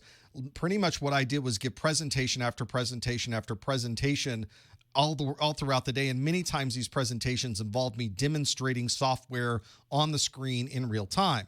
And if you may not be aware of this, but when you go into these conference rooms these days, everyone has a laptop in front of them. Nobody's looking at you. They might as well be blind to what I am showing them on the screen because nobody's paying me any attention. So I have to say out loud what I am doing when I am doing it so that they know what I am doing on the screen because they're not watching me.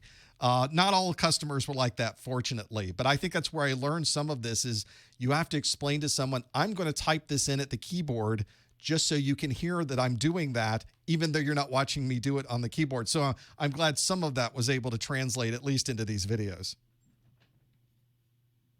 Well, thank you so much, Professor Metzer. I want to give another caller a chance, but I will hopefully call you back at the next Security Plus study group and let you know how this crazy adventure goes. I cannot wait to hear how this experiment goes. This should be an interesting one. Please keep us informed. I know a lot of people in the chat room are saying, yeah, we want to know more about what happens when, so let us know. All right. Thanks, Professor Metzer. Thanks for calling. That's fantastic. What an aggressive schedule to go through with these certifications. There are some people that are able to do this, by the way. They come to my website. I took one certification this week. I took one certification 2 weeks later, and they go do it. There are ways that you could just sit down with that content and just soak it in to be able to make that happen. I'm not one of those people, for those of you wondering. I have to really soak in it a while. It takes a while for it to get in. There's a lot of things going on outside the scope of this room that I don't have time to sit down and let it soak in as quickly as others can. But for those of you able to do it, fantastic. Please take advantage of that. That's a great thing that you have there. Let's go back to the phones. 703. Hello, caller. What's your name? Where are you calling from? Be useful if I turned it up there. Hi, caller. What's your name? Where are you calling from? Caller. 703. Oh, hello. Kareem, talking from Fairfax, Virginia. Oh, welcome. Thank you. Thanks for calling. What can we do for you? Well, I have a comment on, first of all, I want to really thank you for this big free material. Watching your videos was very useful and helping me a lot on my second trial on Security Plus. Great. And I really can't thank you enough that this valuable content is free. Thank you. I appreciate that. Thanks.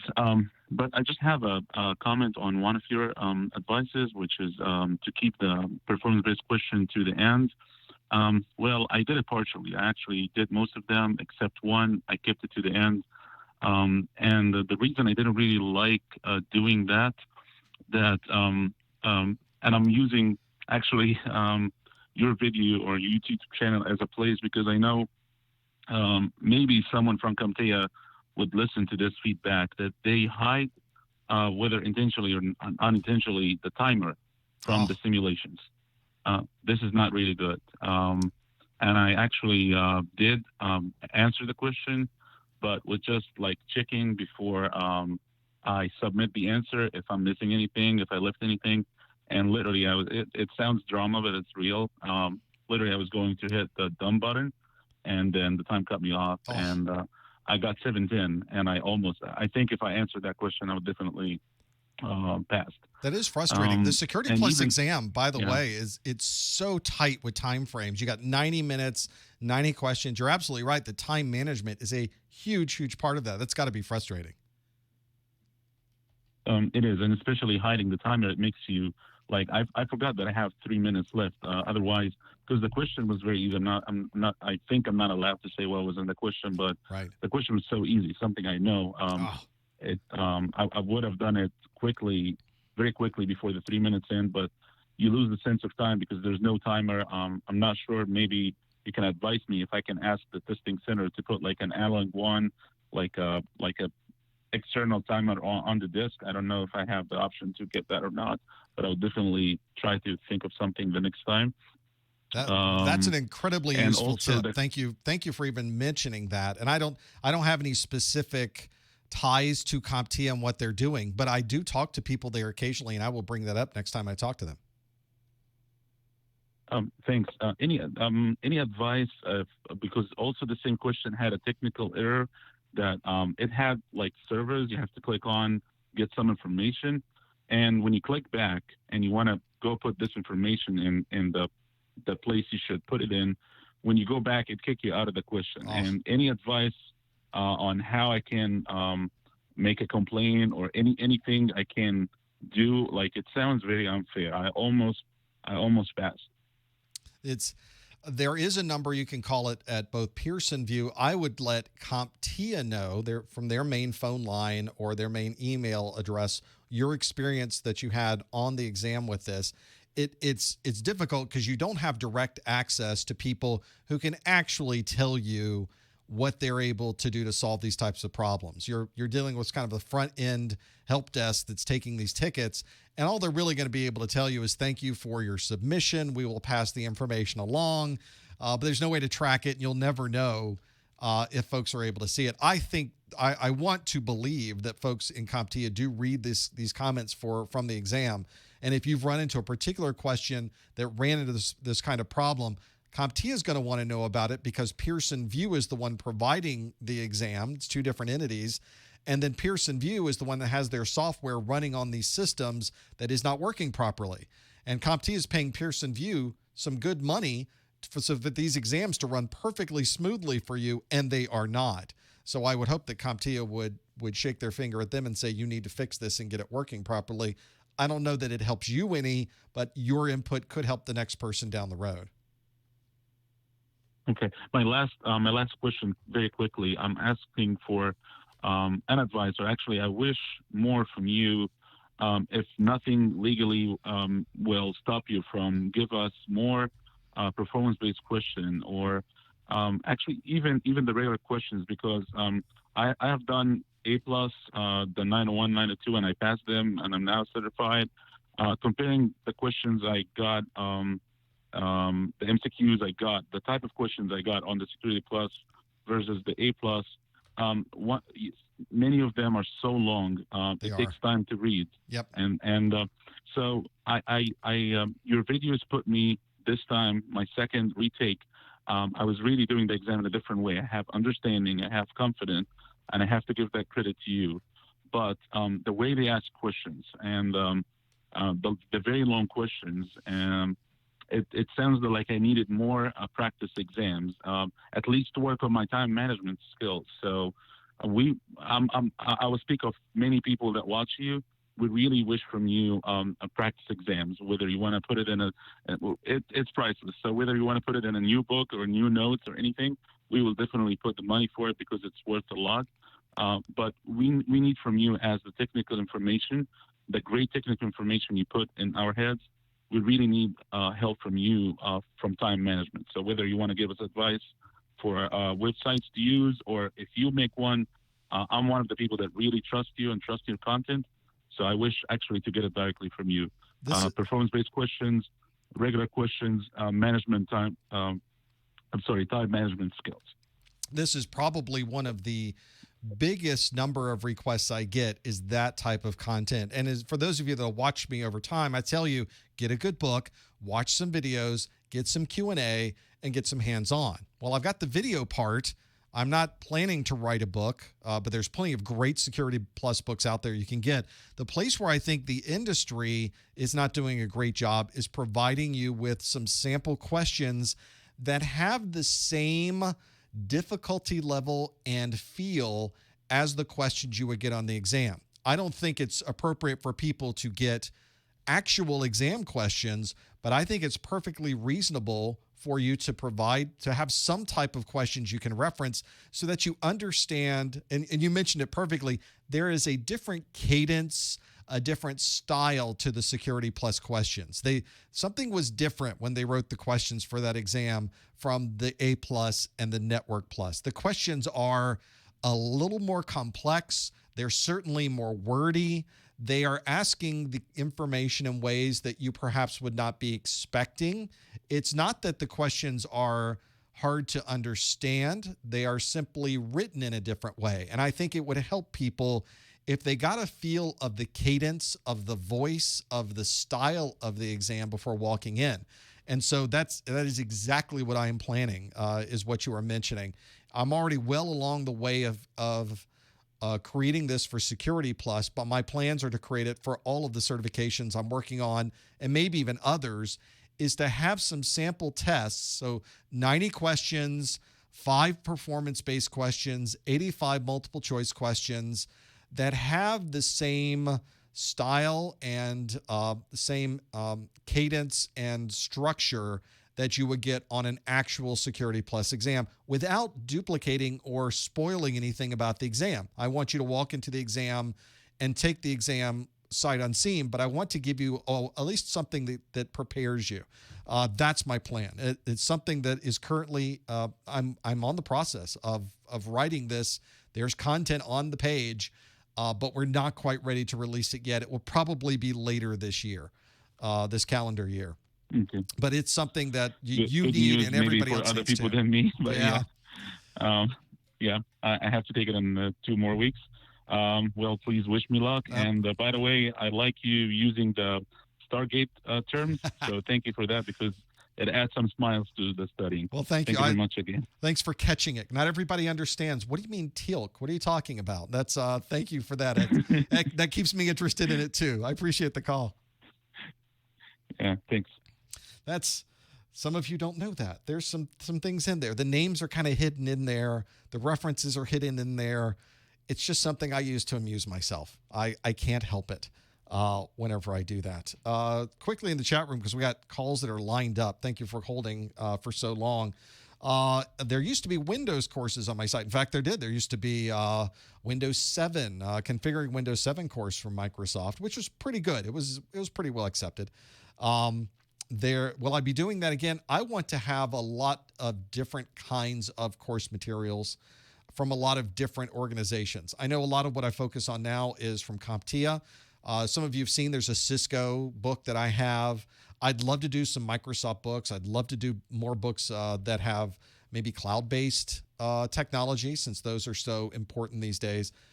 That's coming later in the year. We're finishing up A+ right now, and then there's lots of things we're going to be working on. So I have a list, and I certainly do want to do more of those. It's just, it's all about time right now. It's a time motion study.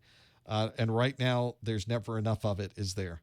Let's go to the phones again. 909, thanks for calling. I have to hit the button for 909. Maybe the button's going to hit. There we go. Let's see if that actually, hey, 909, which name are you calling from? Oh, see, I hear me. Can you? There he is. You may want to pick up that phone or turn off that speaker in the background, because there's quite a little echo. Let's see if we're able to make that happen. Oh, here we go. There, see. That's it. There.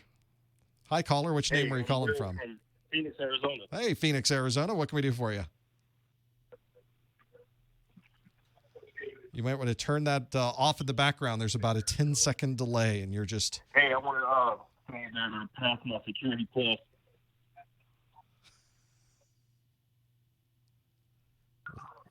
We'll see if this works.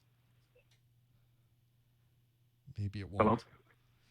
We're gonna stick you back in the queue. Maybe you'll figure out there's a delay when you're calling in. It's not a big delay, but it's about 10 seconds. So you'll want to listen in on the phone, where I'm also sending this audio down, and that way you'll be able to sync up with this. We'll come back to you, 909, in just a moment. We'll very quickly go to 865. Hello, caller. What's your name and where are you calling from? Oh, we're doing it again. You'll notice I don't have a crew here that's answering phones. It's just me. So you may want to listen in on those phones, and you'd be able to find out when that delay is going to be. So let's go to 202. Hello, caller. What's your name? Where are you calling from? We are 3 for 3 here. Hello? Hey, there he is. What can we do for you? Hello? Hi. What's your name? Where are you calling from? Oh, yeah. I'm calling from Northern Virginia. My name's Patrick. Hi, Patrick. What can we do for you? Oh, the question is that I did the Security Plus exam a few days ago, but my observation was that is there anywhere like the questions we do online, or like the question we do live can be similar to those provided by CompTIA? Because, when we do your questions, they're really straightforward, they're really easy to understand. But when you get to the exam, it's something different. This is what we were just talking about with that last caller. You are absolutely right, Patrick. It is a different style of question taking on the exam, of asking these questions on the exam. And it's hard for me to put my finger on what the exact difference is, but it is, it's almost like a different cadence or a different style of asking the question. It obviously is the same content from the exam, but it's being asked in a way that is different than other resources you may have run into.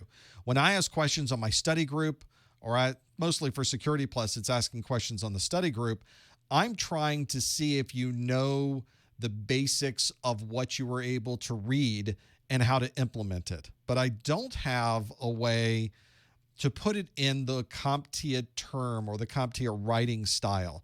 That's what I'm probably going to focus on my my sample question book, is to put it in that style so that when you run across these questions on the samples and you go to the exam, you'll get a feel for the complexity there, which is it's hard enough reading it with a grasp of the English language that I have. I can only imagine a lot of people going into this are from different countries. They're doing it with English as their second language. I can't even imagine doing it that way. And even I struggle to get through a number of these questions sometimes to try to figure out what they're asking. So I have to agree with you 100%, and I'm going to try to do that in the upcoming book. Thank you, sir. Just one more thing I Sure. would like to mention is that like when you do the exam, you really feel like they're not testing your knowledge or skills in this class, but it's like the testing language rather than the course itself.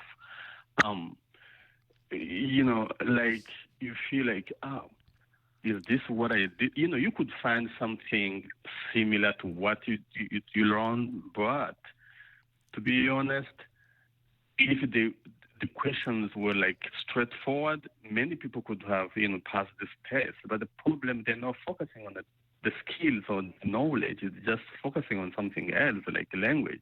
It's almost like they're making it harder than it really should be to answer a question. Why aren't they asking me what I know about this topic rather than making this question a little bit more convoluted that I have to now dance around to figure out what it is they want me to answer it with? I have to agree.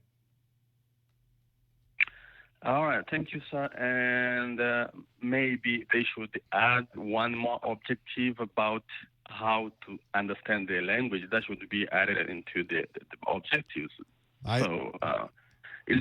did this exam. I was hoping to get like 9 something, but I couldn't get even 700. So I was like, this is not something that I was expecting to see. Spend like 5 minutes on a question, you're trying to understand it, but you're not getting anything.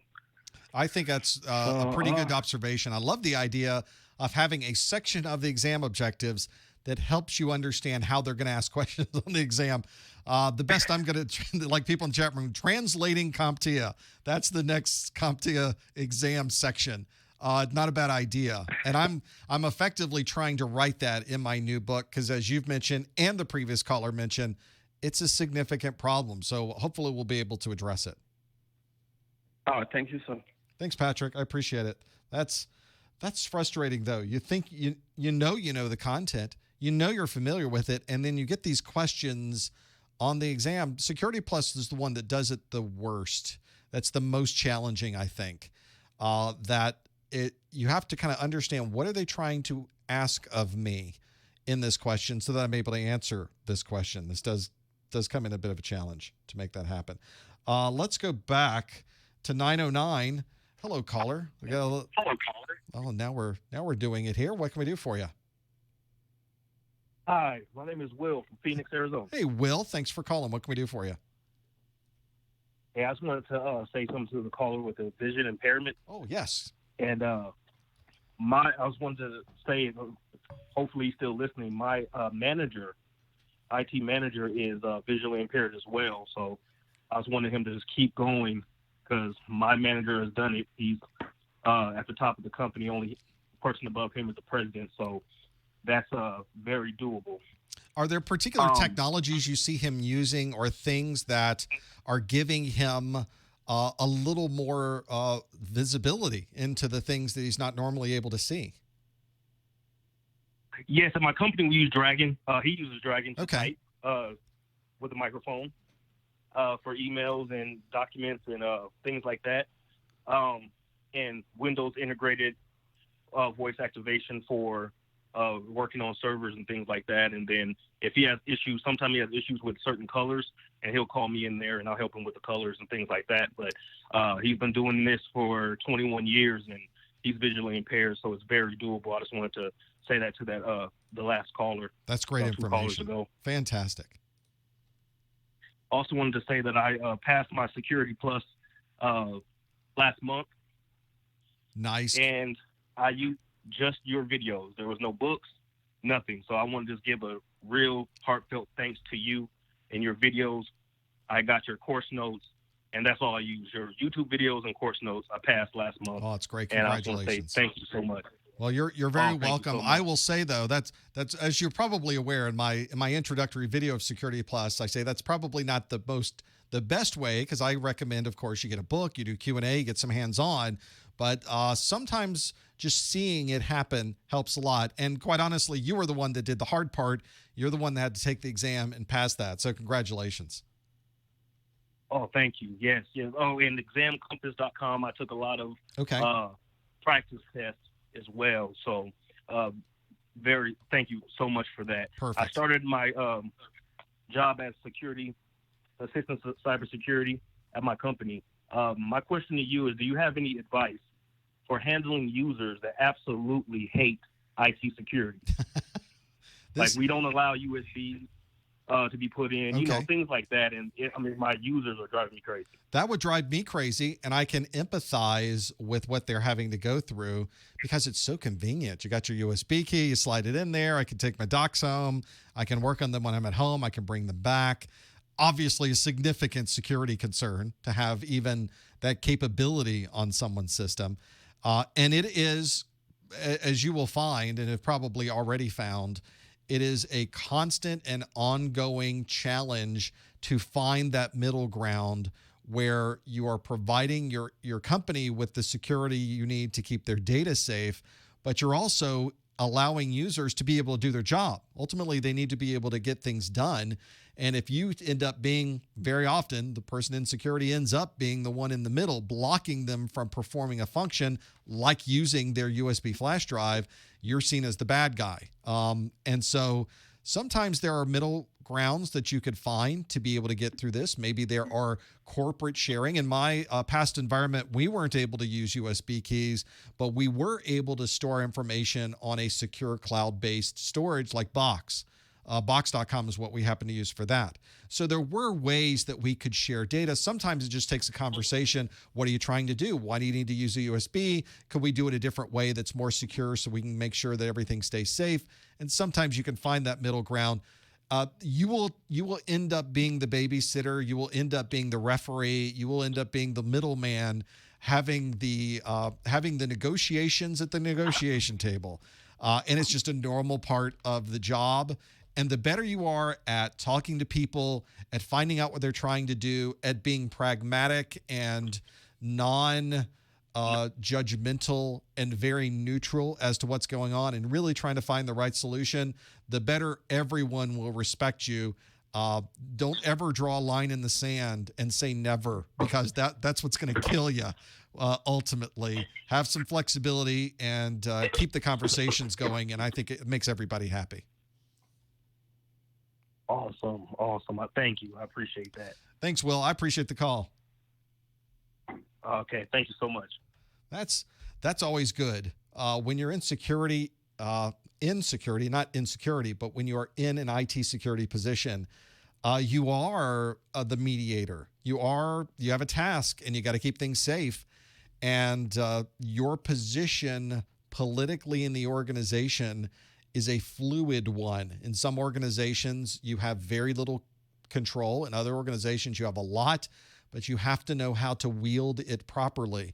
And you want to give people ultimately a way to do their jobs. They are the ones running the business, unless you do IT to do IT.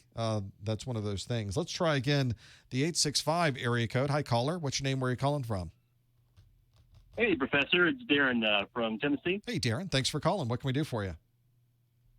Hey, I'm kind of making a transition. I've done a year of Windows adminning, then I did a year of support analyst, and I've had a lot of interest in security. So I'm trying to transition over that best I can. So I guess I'm just trying to get a game plan of what to do after passing Security Plus. Is this a situation where you are already in a security position or you're working towards one? Working towards one. So in your previous roles, how much networking foundation were you able to get? I guess not as much as some other positions because it was mainly server focused. So most of what I worked with was Windows Server, and that was the foundation of both of those roles. So that's a good thing to build on. Not as much as far as the networking go. In IT security, and I think a lot of people may not even realize this, IT security has such a strong, deep foundation in networking that it is quite remarkable how much networking knowledge you need just to be able to properly secure the data. And I mention this sometimes in other study groups, but let me give you some examples. As an IT security professional, you will be tasked at connecting a firewall at your site with a firewall of a third party across the internet. There will probably be network address translation that will have to occur. You'll be creating some IPsec tunnels. And so there's a huge networking component associated with that. You'll probably be dealing with routing tables just to be able to connect two sites together. Or perhaps you're putting in a new set of firewalls. They're redundant, maybe an active passive or an active configuration. You already have a router in place in the outside and you have switches in place on the inside that are also redundant, perhaps using Cisco's redundancy protocols on the router and the switch side to make that happen. How do you put these physically in the network so that they will work properly with the existing technologies that are already in place that you're not going to be pulling out of your network? That's almost a pure networking question. There's not much security there. Once you get it in, then you can start the security part. The hard part is just getting it plugged into the network and working properly. You run into this scenario also if you're doing something like a multi-factor authentication scenario. How do you get people connecting in over a client-based VPN? On and on and on. So all of these are networking questions that have to be answered so that you can layer the security on top of it. So whenever I would go around to organizations and talk to their IT security professionals, I used to be in the networking team working on the networking side, and then I moved into security. And I found myself talking to the same people because they were on the networking side and they moved into the security part of the company. It seems to be a natural progression because there is such an emphasis in that in IT security. Obviously, taking Security Plus and getting a broad overview of what the tasks and technologies are in IT security are important, but ultimately you have to be able to implement those. And the only way you're going to be able to do that is if you have a strong networking foundation to pull from. Not everybody has to have this in getting into security, but if you're looking for the best possible path into IT security, the best path continues to be one that goes right through networking. Okay. Yeah, that makes sense, actually. And I think I feel like I've got the networking fundamentals down, but I definitely need to get better at it, stronger, like with subnetting, for example. So is there a part of security that would transition? I could transition my Windows skills over best, like pen testing, for example. Would there be a specific part? And I could still, do my best to strengthen the networking side too. Well, one of the advantages most places have is they have just tons of Windows devices. So one of the things that you have in your pocket, in your wheelhouse, is ostensibly you have some knowledge of Active Directory and how it integrates with group policy. That's a very powerful security tool on the Windows side. And having just the Active Directory knowledge in general helps you integrate that into other aspects of security. A good example are today's next generation firewalls that are able to set policies based on what Windows groups you're a member of. So if you are in the accounting department, there might be a completely different set of policies allowed for you through the corporate firewall. Even though the corporate firewall isn't running Windows, it's able to integrate with Active Directory and pull that information out of it. It's also able to put names with IP addresses based on who's logged in. So you see their domain and their name coming through. Those integrations, not easy. They are not simple integrations to do, and they're a little bit challenging to troubleshoot, especially if you know nothing about Windows. So the more Windows knowledge you have there, the more it's going to help you integrate those technologies on the security side. Right. Yeah, that's true. And I have interacted with firewalls indirectly, where Active Directory did determine like the VPN policy, the login policy, and such. So yeah, I could definitely see where that would be helpful. It's more than helpful. It actually can be a deal breaker sometimes when you're trying to troubleshoot that problem. So many times I'd be in front of the firewall and I'd say, we got to get the AD person in here. Who's your Active Directory guy? Who's the Active Directory person? There's the difference between I need to get the guy in here and I need to get the guy in here. You know what that difference is? So occasionally you'll be in a position where I need the guy to be in front of me to solve this particular problem. And if you can be the guy for that technology, that's a pretty valuable skill to have in today's industry. Okay, definitely. So what would be the best way for me to kind of branch out and build that networking foundation? Everything starts that path you mentioned. These days, it seems Cisco is the way to go through that route. It's not the only way, but it seems to be the most developed and the largest path to go through is the Cisco CCNA routing and switching certification, which consists of, for most of us, two separate exams, an ICND1 and an ICND2 to be able to do that, which takes you through the fundamentals of networking, but it also takes you through configuring and setting up a switch, configuring VLANs on the switch, configuring port security on the switch, configuring a router, configuring routing technologies in the router, doing static routing, understand the routing tables, setting up NTP, being able to have NTP populate on all of these devices, have them talk to each other, have multiple routers on a wide area network communicate with each other and have switches inside the network on those sides and perform network address translation. Those are all parts of the Cisco, just the basics of Cisco technologies with networking. And there's much more along with all of that. That's just a sample of some of the technologies you have to know to get your CCNA routing and switching. That would be an extremely valuable set of skills to have. Even if you don't get the Cisco certification, if you know everything that's in those Cisco certifications, you're going to do very well when it comes to implementing these technologies in the security side. Okay. All right. I'll definitely pursue that then. That sounds like it would be good for any of the fields anyway, especially security. Everything touches the network. One last question. Sure. What are your thoughts on pen testing versus being like a SOC analyst? Where do those paths typically end up? Is one better than the other, or is it mostly just a preference? It's not so much a preference. It certainly can be a preference. There are many job openings available in many different areas in security, especially right now, that if you have a particular interest in an area, you can certainly pursue that and you will find positions available that have that particular skill set required. But the differences between someone who is doing pen testing and somebody who is in a security operations center are two vastly different skill sets. And as it turns out, two vastly different job availability metrics or availability percentages. There's a much smaller number of pen testing jobs available than there is for somebody who has an overall understanding of IT security. Most people in IT security are the people doing the day-to-day maintenance and management of the firewalls, of the SIM, of the group policies, of setting up the IPsec VPNs, making sure that the client-based VPNs are able to log in, setting up the multi-factor authentication. That's the day-to-day for most IT professionals.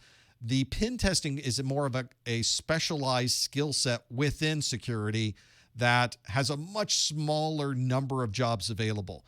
And there is a bit of a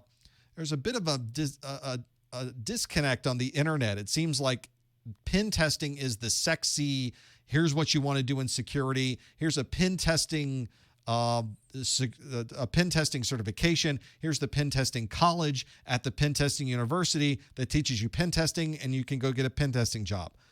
But there's not so many of those jobs available compared to actual IT security.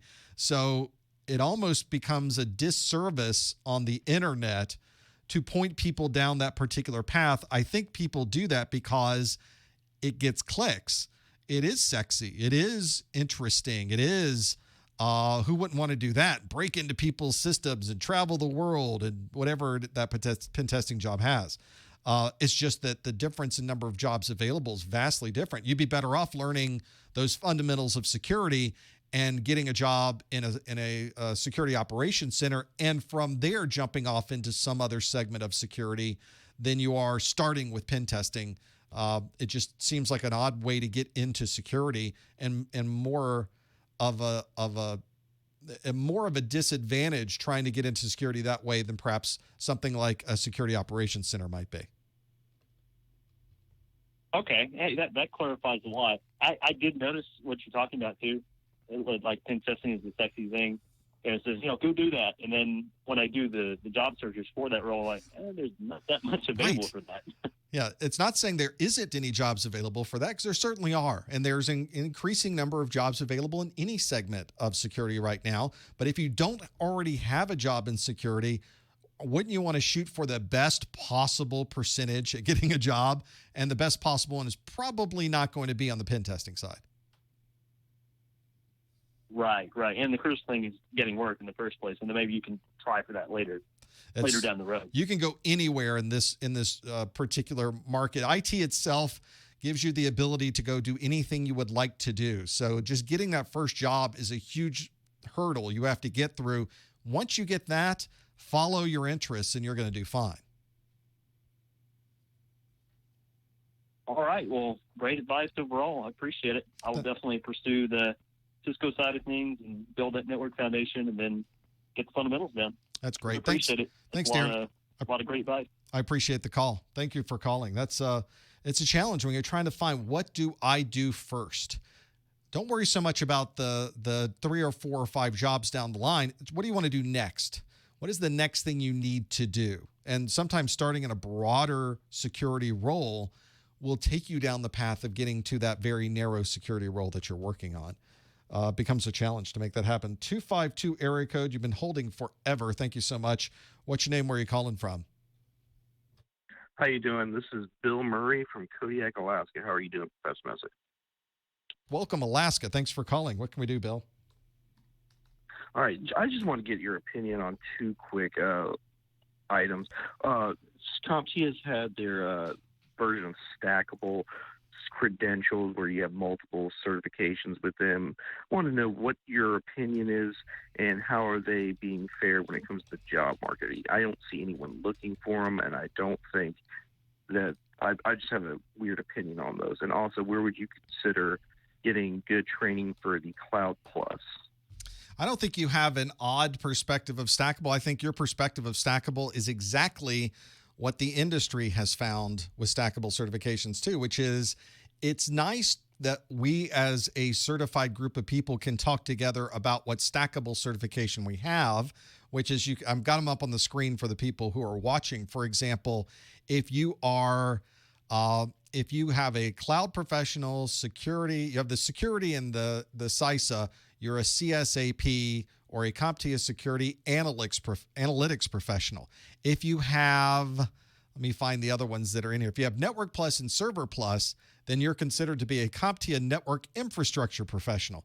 And they have all of these stackable pieces that are here. It's an interesting thing, but nobody in the industry who's doing the hiring knows what the heck that has to do with anything. They don't even know these stackable things exist. And ultimately, for most of us, we're trying to get a job or get a better job. That's our focus behind certifications. There's certainly other things we can do with certs, but for most of us, that's a primary goal for what we're working towards. And if the people hiring have never heard of the CompTIA Systems Support Specialist, then they aren't going to know that you have your A+ and your Linux Plus. It's much more obvious to them that you tell them, oh, I have an A+ and a Linux Plus. They haven't figured out that there's a stackable thing yet. So for for purposes of putting it on a resume, not very useful. For purposes of having bragging rights between all of our peers, I guess that's debatable, but it certainly is something we can use it for. They don't seem to have caught on, as you're painfully aware. Very much. It just seems like bloating credentials. But also, the other question I have is, where would you suggest getting quality training for the Cloud Plus certification track? I'm moving into cloud technologies. I've already taken the low-level AWS Cloud Practitioner. I'm trying to get a more general understanding before moving into some of the architecture and DevOps materials. You got a good path there. I am not familiar with the Cloud Plus training offerings from third parties, not as much as I probably should be. And I don't work directly with a training organization. I usually don't spend much time evaluating or understanding who's out there and who's training what and what they're doing with it. So I'm a very bad person to ask for advice when you're looking for where do I go to get trained in thing X.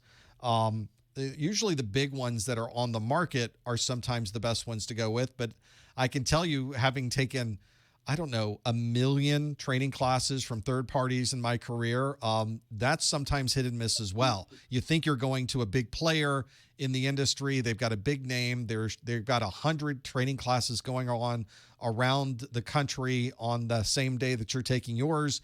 And it turns out to be you're in a dud of a class with someone who doesn't know what they're doing. You just never know. So unfortunately, I don't have a good answer for you on the Cloud Plus side. That's a perfect question, though, to ask on the CompTIA subreddit. Just so many knowledgeable people there that have done this before. They can give you a perspective that I don't have. That's on reddit.com/r/CompTIA. And they also have a Discord that's fairly reasonably populous. So that may be another good place to put it as well. But certainly on the subreddit, you're going to get somebody responding to you. Okay. Thank you very much, Professor Messer. I appreciate it. I'm taking the SY0501 exam on Friday, and I'll let you know how it goes. We're crossing our fingers. Best of luck, Bill. Thanks, sir. That's great. Yeah, I just don't I don't have any relationships with training organizations. I try not to. I'm trying to stay outside the scope of tying myself to a particular training group. I'm trying to stay just even keeled there. So I can talk honest about anything I know about them, but I don't lean one way or the other as far as training organizations are concerned. Back to the phones. Let's do the 310 area code. Hi, caller. What's your name? Where are you calling from? Hey, Professor. My name's Q, and I'm calling from LA. I am going to go on a bit of a rant for like 2 minutes. All right, hit me. Absolutely. Go ahead. Okay. So I prepared for the Security Plus exam for about 3 months, and I took the flashcards online, made my own flashcards, took the exam compass practice tests online, and took the test. It is a very difficult exam, and I did not pass. The questions on the exam do not portray the material that is on the book. I believe 40% of the exam is something that you read on the book, you learn, and 60% is just like the first question that they asked just threw me off balance. Like, I was like, wait, what? I don't know what this question is. And this is, mind you, 3 months of like 3 to 4 hours every single day. And I made a whole book of notes myself. And yeah, it was a command line question. And I was like, wait, this is nothing that and then I skipped that question and I went to the next one. And still, I was like, okay, this is not something, okay, I need to move on. And the performance-based questions are another ball game altogether. Yeah, so that, and then just to give you an idea, my WGU admissions criteria, I need to pass either the Network Plus or the Security Plus exam in order to get the admission into that university. And I was just completely devastated. I got a 692, and I was just so demotivated because it was just constant work of like trying to balance work and then trying to find the time to study at night and just late nights. And then I was just so devastated after the exam. And when I talked to the counselor at WGU, they were like, it is an exam, it is a very difficult exam, but maybe you should step down and go to the Network Plus, and because it is a much easier exam than Security Plus. But the questions altogether, they were just so hard. I just could not find even one single question that I thought that I got right. I don't know how I got the 692. So the caller that called earlier and said that he just listened to your videos and he just, because I did purchase your exam notes, and it was a very good, like a revision tool, but I don't know how he did it. I am very surprised how he just passed by looking at your videos and then the revision for the tool that you have. When I was building out some of these sample questions for the book that I have planned, I wanted to build questions that had the same style and cadence as the actual exam questions. So I started putting those questions together, and I sort of realized to myself, these are really, really hard to decipher questions. These are questions that are very unusually phrased, and in some cases, as you've mentioned, don't seem to tie back to an exam objective directly. There seems to be this indirect path to get back to the exam objective. So I agree with you. I feel like they may have tried to make it so hard on purpose, but I think it does a disservice to the exam objectives. As other people have called in even today and mentioned, how do we prove we know the content and understand what you've put into the exam objectives when you aren't really asking us directly the things that we have learned? And it is frustrating, and it is a challenge, and you shouldn't have to learn a different language in order to pass the certification exam.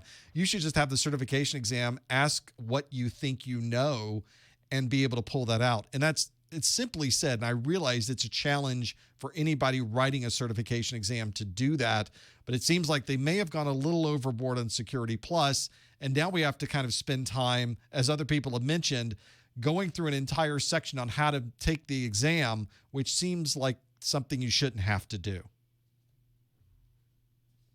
Exactly, because it's a beginner level certification. You're supposed to test the student or the person taking the exam to just know the fundamentals of security.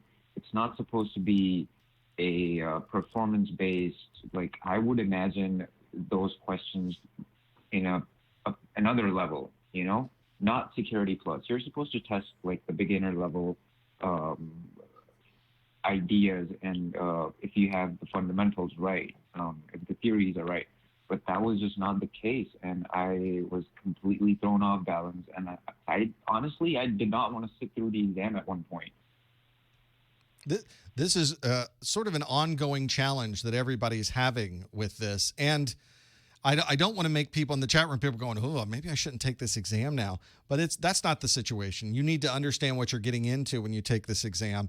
And it's just that the exam questions are not as straightforward as you may have seen on other certification exams.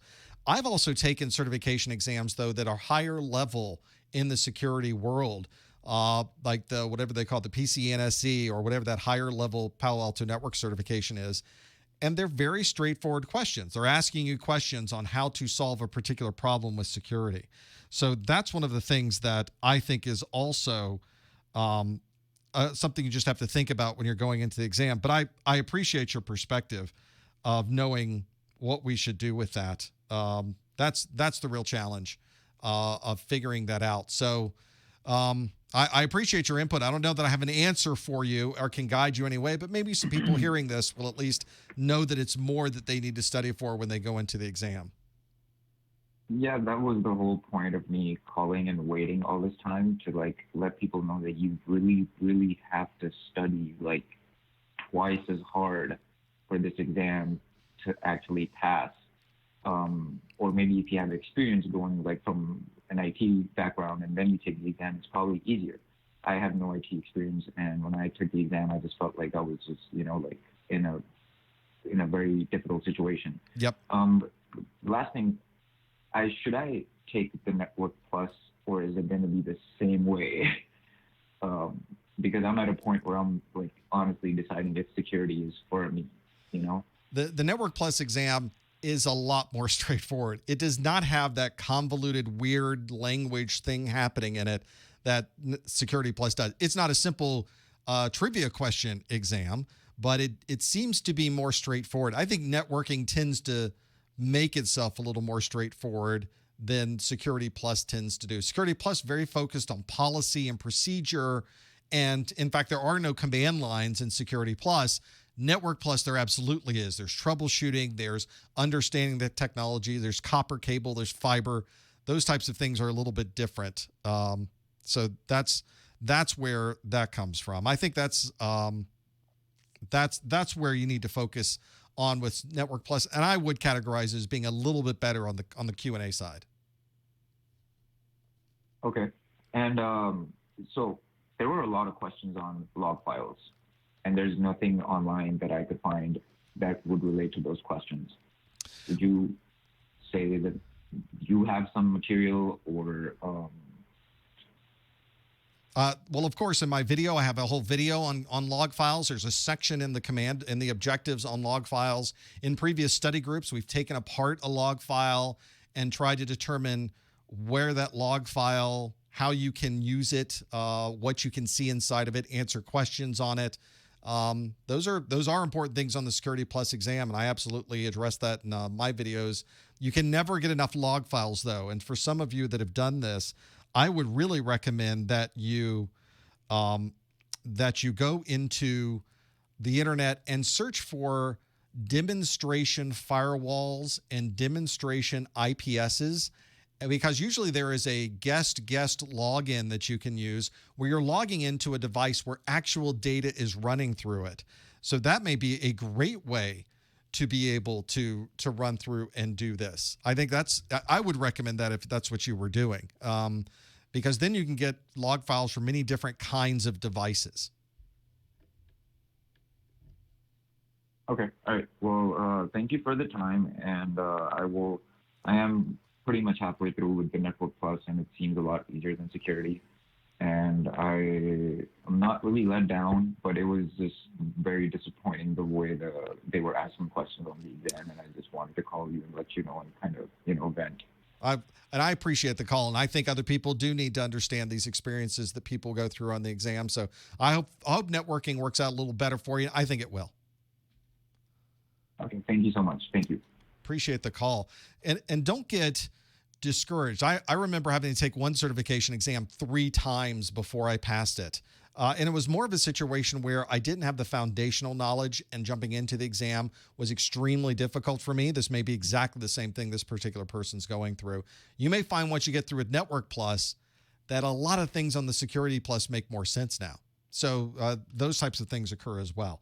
Let's quickly go to 240. Hello, caller. Thanks for calling. What's your name? Where are you calling from? Hi, I'm calling from Rockville, Maryland. It's Paula. Hi, Paula. What can we do for you? I'm currently enrolled in a Security Plus class using the official CompTIA Security Plus student guide, exam SYO 501. And I have 2 questions for you. One's regarding hashing, and the other one's standards for certificates. Okay, fire away. The book mentions hashing algorithms and refers to SHA-1, SHA-256, SHA-384, and SHA-512, and then further says that they use that bit value, respectively. I've been told that there is no such thing as SHA-256, 384, or 512, and they are SHA-1, 2, and 3. So can you expand on that or explain that? Also, is SHA-1 still used as it produces a 160-bit hash value? My second question or issue is on the X.509 standard for formatting certificates. The book says that P12, .P12, uses the public key cryptography standard 12, and it says that PFX is a predecessor to PKCS 12, but the two formats are often used interchangeably. So can you address that? Well, let's talk about hashing first of all. The SHA-1 is a hashing algorithm that the U.S. government has said, yeah, let's not use SHA-1 anymore.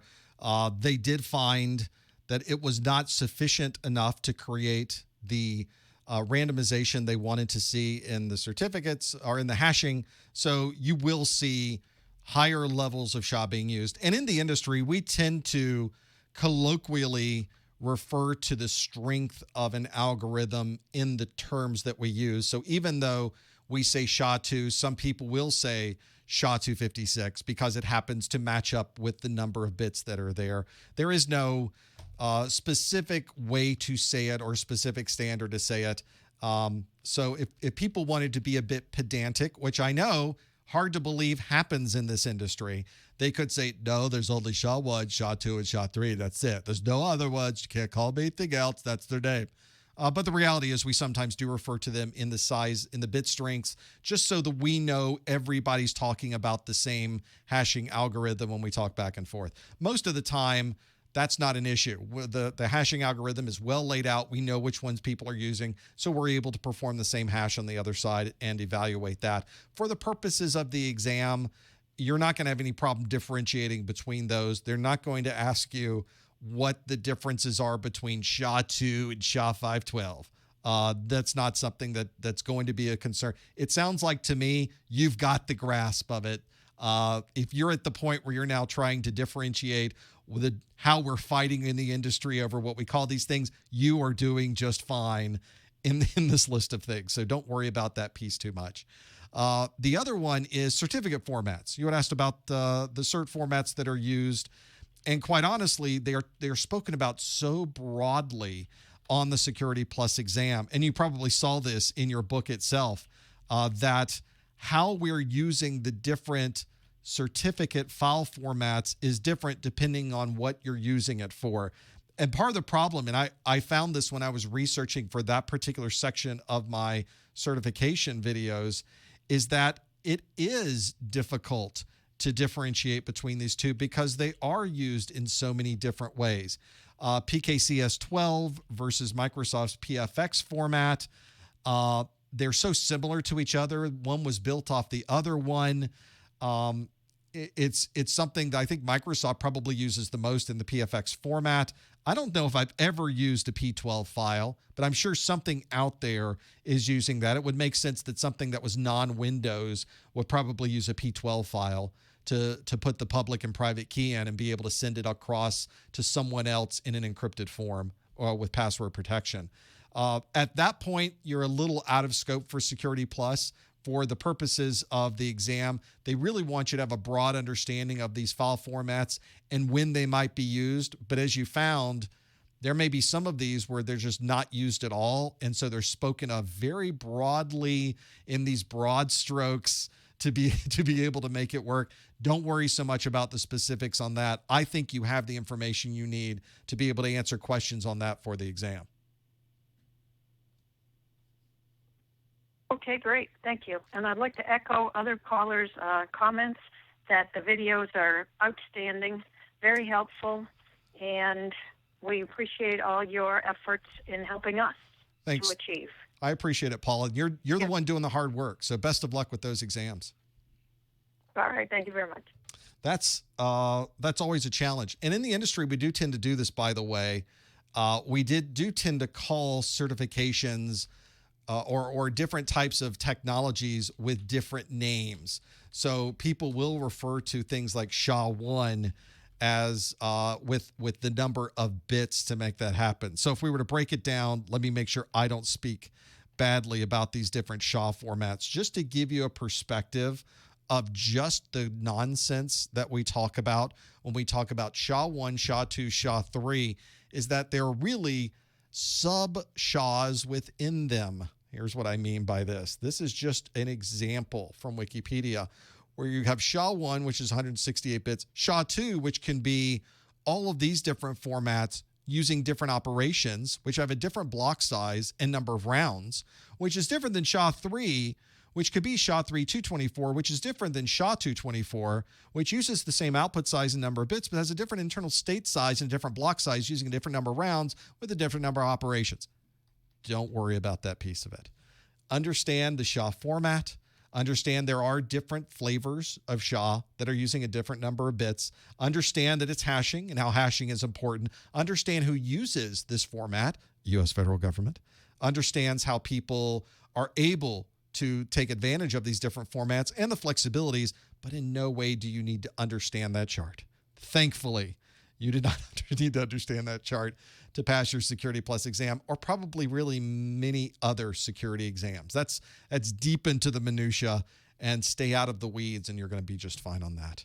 Well, that brings us to the end of the study group. Thank you for being here. Thank you for being here in the first hour to be able to pass through and see all of the Q&A that we did there. And thank you for your questions in the second hour. We would not be able to do this without you. We have another study group planned for next month. Come back for that one. We've got A+, Network Plus, and Security Plus. You can always go to professormesser.com/calendar to see when the next event is going to be. But thanks for being here for this one. We will see you next time on the Security Plus Study Group.